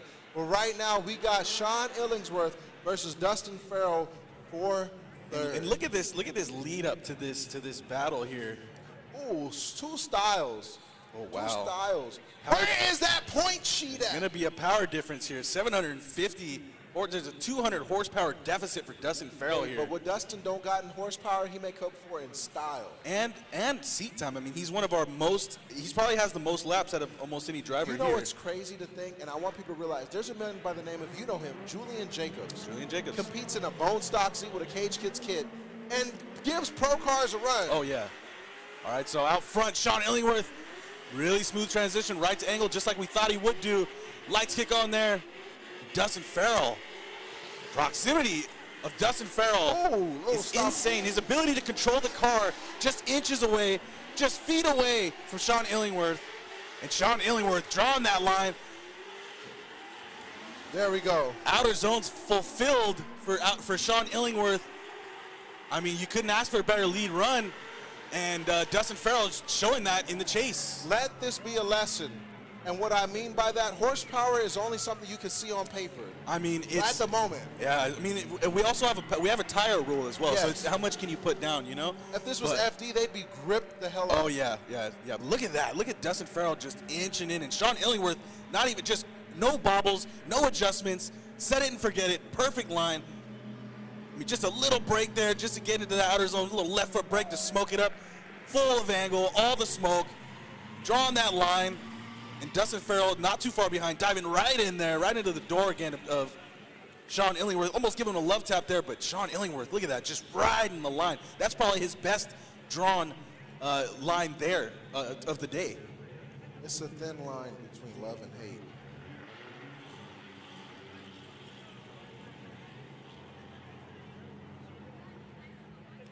All right, so switching them up. Dustin Farrell's going to lead. Let's see if that power deficit shines here. If we get a little bit of maybe we'll get a little showcase of that power, the 200 horsepower advantage there from Sean Illingworth. Can he do the same sort of door diving and chasing and he's having to back off the transition because he's so close? Is that going to be the thing here Sir, for Sean? are we talking about Dustin Farrell? Look, he knows what to do. Dustin Farrell's going to do his best to get out of the way. Notice, I'm going to be quiet. Just watch Dustin Farrell drive. Let him cook. Oh, man. Smooth. Sean Illingworth is mimicking the line really well here. Could be a little closer only because Dustin Farrell was so close. But doing a really good job in the chase right now is Illingworth. But Dustin Farrell, man, just not letting him catch up. Perfect line. I would have gave him 100 in qualifying. And this is what I mean. How do you judge that? The power on paper, but nobody accounts for one thing, power to weight ratio. Yeah. That S chassis is dumb light. Not saying the 350Z is not light, but you got to think LS is aluminum block is lighter than iron block, but the chassis difference is how much weight can cut out from the S chassis from the Z. Even if there's a 100-pound difference, that's still 100 pounds with. And then you got to count for the wheelbase, track width, and all this. Exactly. All these things. It's a different chassis. But so this is our third place battle here. The winner of this battle is going to officially make podium. This will be either Sean Illingworth's, I think, second or third time, and I couldn't even count how many times Dustin Farrell's been on the podium. Everybody give it up, give it up, give it up. Give it up for Sean Illingworth and Dustin Farrell, everybody! I love how Dustin Farrell just has a plain suit. Chilling. Yeah, all the styles on the car. Right. Man, these guys killed it, dude. Good job, fellas. These guys killed it.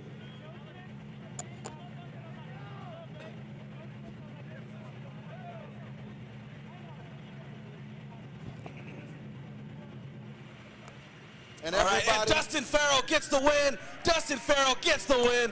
Hey. I've completely lost count of how many times this guy's been on the podium. Are those SF5 regulated vans, Dustin? Hey, he said, whoa, hey. Hey, shut up, Gary. Ain't nobody say about your shorts. I just podiumed, man. Right?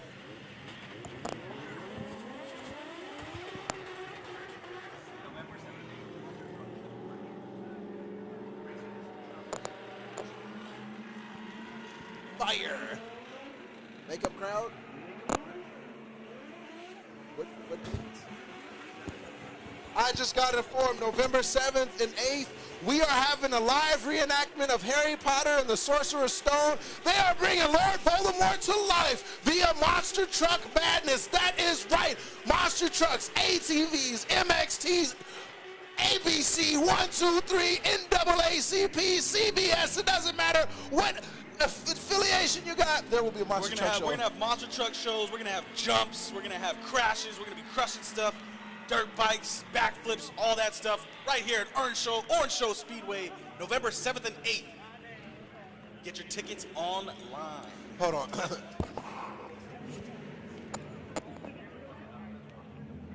September. Okay.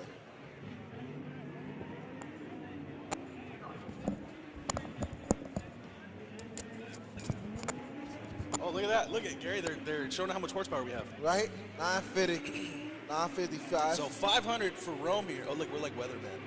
500 for Rome. We're going to have 950. Well, it's not true because that's a demo car. I'm thinking these cars got about the same amount of power. Somebody said, why are all the drifters going bald? Because they always wear helmets. They're stressed out, right? Everybody who has the most seat time has to put on a helmet. It's called friction, buddy. No, they're just stressed out. You know how much it costs to build a drift car that hardly works? A lot of money. Yeah. To build these cars that work most of the time, way more expensive. Don't forget, September 13th at Orange Show Speedway presents Outrun for round 4 of Hot Pit Autofest here in San Bernardino County.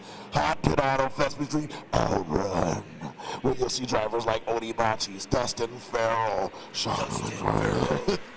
and Freshman. All right, so here's for all the beans right here. I don't know why they're still on us. Right? I like beans. Flip it around. Flip it around. Hold on, I'm going to do their job. Okay, go press a button over there. Oh. Hey, get this thing off the screen. Put them on. Put them on. Put on the drivers. Put them on. Put on the drivers. Oh, he's about to come yell. Oh, they're on. Yeah, they're okay, on. they put it on. It's just content. Don't worry, Z. Yeah, don't be bad. Y'all been doing the rest all day. Dude's coming over here. Hey, can you tell him Jeff Jones won? You're in the grade 8. Oh, man, that's funny. Maybe like, hey, Gary, tell him that Jeff Jones won. Okay. Can you say a little louder? Jeff Jones won. Oh, man. All right, so this is for all the beans. Like I said, everybody, this is our final battle of the evening. Rome, Charpentier, and Odie Bachis. Rome Charpentier out front, of course, in that garagistic green, yellow, and purple E36. 2 pro drivers driving their practice car. Ooh! Odie really aggressively diving in, and confidently so. Man, excuse me, but his ability to just throw it in and so comfortably just land right on their door, man. And look at that. Just right on the door. A little adjustment there from Odie. I haven't seen him adjust all day. But you kind of have to when you're that close. That man really said I still deodorant. Oh, man. Odie is on the door of Rome Charpentier here. Rome's going to have to pull something. Rome's going to have to pull a rabbit out of a hat here. Somebody said, what a mess. What a mess. What's a mess? It's called love here. We're a dysfunctional family here that likes to bust each other's butts. And as you can see back in this, oh, I hate you too. I hate you too. I hope you get sunburned by fluorescent lights at Walmart. I hope your family gets stuck in the Target elevator and they have no way out to breathe through their buttholes. Relax. I'm sorry. Bring it down. Bring it down. I wish nothing but the success for your family. There you go. That's good. Leaving on a positive note. I hope Kmart gets back in business and y'all don't get approved for credit. Hey, you know, I heard some really good advice for. We're not going to do this right now. We got Odie Bachis out front. Odie Bachis. For all the beans. And yeah, I'm kind of feeling Odie's on tonight. He's on. Rome's going to have to bring it to him right now. But the thing is, Rome can. He better hope a tire delam, his wheel come off, something. Rome can. As we go, Odie Bachis in the lead, Rome Charpentier in the follow. Rome initiates, Odie initiates, and they are both on the wall. Rome a little bit further than Odie was in his previous run as they come down the power alley. Notice, Odie Bachis is not waving around. He puts it into that second outer zone. He is sitting, he is planted, he is riding that fine line. Rome is on his door. Odie Bachis creating a little space as they come into that last outer zone. Odie just laying on the throttle. And Odie, man. Odie wants a bonus paycheck today. Look at the proximity from Rome. Pushing Odie through that last corner there. Give it up for both these drivers. Give it up for Odie Bachis. Give it up for Rome Charpentier. There we go, people. That's what I like to see. That's what I like to see. I feel like Odie knows something that we don't know. You know what he knows? Like, what is he doing in those outer zones? It's crazy. You know what he knows that we don't know? How to drive. Yeah, it's insane. I like the stagger. Look at this. Look at how Odie throws it full lock into the outer zone. Just about. Look at that angle. and he's planted. He's not moving. And he's not unwavering. I'm not moving out of that zone. I am staying in that zone. But guess what? I'm doing it at full lock. How did it look at that? Oh, I've been reading self-help books, and I've always been told a CEO never yells. Odie Bachis. And what I mean by that, Odie Bachis is the CEO of this event, and he sets the pace. If you can't keep up, that's on you. I think Odie might have solidified CEO status. Yes, CEO.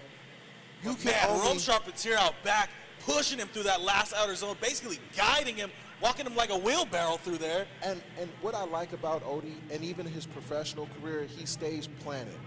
He'll win some, he'll lose some, but it stays consistent. Odie's a scary guy to drive against, but I feel like Rome did about as best as anybody could right there, and if anybody's going to get the win against Odie, it's going to be Rome on this one. That was the closest battle I've seen tonight. I'm completely going to let the judges do Are we letting people know who won right now? Or I don't think we're going to do it just yet, unless they come over here yelling that all super loud. We might have to go mute them before. Give us 1 second, please. We're going to find out before.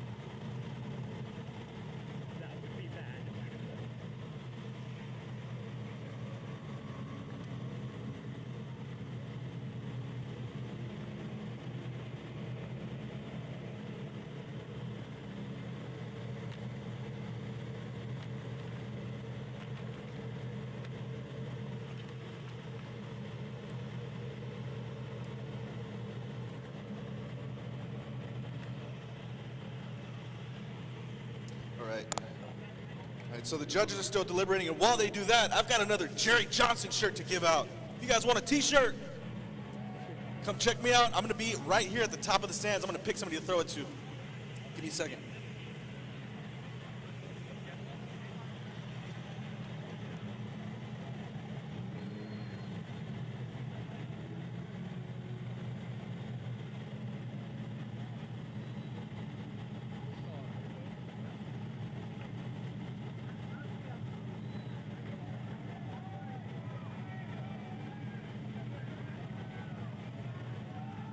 Ladies and gentlemen, I stole the microphone while Chris Miller's out giving away some free Jerry Johnson merch. The judges are deliberating. They really want to make sure they pick the right guy. They are tearing this one apart with replays. I'm told that they want every one of the replays possible. We'll see if we have a winner, and if we do, we'll bring up the third place battle, and I'll see if I can find our announcers and get them back on here. But hey, I had an absolute blast. I want to thank you personally for everyone that came out to this event. It was amazing. It was amazing to have Odie come out here and have some fun, and all the boys absolutely tore it up today. I want to thank Origins. I want to thank the guy in the helicopter for not killing us. I'm very excited. I think Chris and Gary did a great job today, because I know I haven't gotten any complaints. Only top-level love. Chris Miller, it's been a good day, bro. I got to drive my car and have some fun. I was so relieved to be able to get out of the car and get back to work. And judges are really picking these runs apart. There you go. The chat's keeping them on their toes. Hey, chat, you guys are still watching. I hope you guys enjoyed the show today. It's an absolute blast. When I get a chance tomorrow to recover, I'll get to rewatch this and try to catch up on your comments and see all the good stuff. Really proud of what these dudes have done for our live stream, and just working our absolute butts off. I'm pretty sure Gary and Chris talked about all of our sponsors, and you've heard all about that enough, but personal thank you to them. And we are trying to also work with Clutch Kickers, US Drift Circuit, and announce their events. I don't have it in front of me. I hope that they had actually talked about when their events are. I think US Drift Circuit's got one not July. What are we? We are July. July 24th, I believe, is their next event, but hopefully you heard them coming up. And I see Andy talking. Oh, okay, announcers are back. We've peed. We're done. Cool. I'm out of here. Thank you.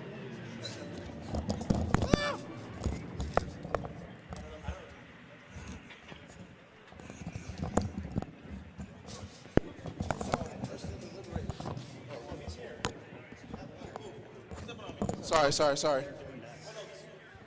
Oh, it is?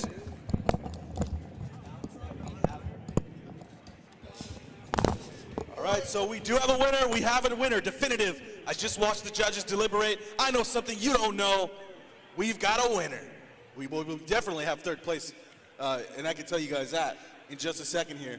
So what we're going to do is we're going to let you guys know who the winners are now. This is just going to be a mini podium, but we have a podium set up behind the stands where we're going to do the official celebration of the winners of this event. We're going to do a trophy celebration along with the podium and stuff like that.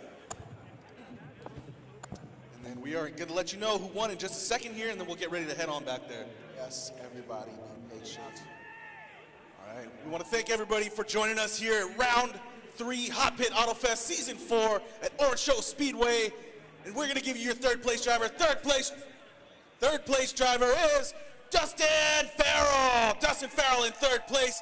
Like I said, I've lost count of how many podiums this guy has. It's ridiculous. He definitely has the most Hot Pit Autofest trophies out of everybody. He has to. I like how Dustin Farrell in third place. All right, and the winner. Hey! Shh. You are too loud. All right. Jesus. All right, we have a winner that I'm going to announce. All right, and the winner is, they got a card. Rome Charpentier gets the win. Rome Charpentier gets the win. Your first place driver here in Hot Pit Autofest Round 3, Season 4, Rome Charpentier. And Odie, respectfully in second place. Man, that was a battle. I wasn't sure how if Rome was going to be able to do it. Odie was driving crazy today, super consistent, on the wall, and everyone's door. And sure enough, Rome Charpentier was able to do it. The Giant Slayer. Student has become a teacher. All right, so if you guys want to join us for the podium celebration, it's going to be behind the stands. We're going to get the drivers out there. We're going to do champagne, all that good stuff. And for me, Chris Miller, and myself, that's going to be it. Gary King Jr. Yes. Have a good morning, good evening, good night. Thank you, everybody. It's 5 o'clock somewhere, Gary. Yes, and it's time to go home. ShopAnytimeLA.com for Buster Grimes merch and more. Shout out to everybody else. Shout out to Jeff Jones Racing, Big Duck Club, Big Drift Energy, BC Racing, Wise Fab, Action Clutch, the Prisma Lab, Lockdown Performance, Tesla, and the U.S. Marine Corps. And to our tire sponsors, Zec Nova, Zestino, XComp Tires, and Valino. It's been a beautiful night. Could not do it without you guys. Thank you guys all so much. Thank you guys for coming, enjoying the heat with us today. It was super fun, real hot. Hope you guys stayed hydrated. Have a safe drive home, and we'll see you at the next one. Bye-bye.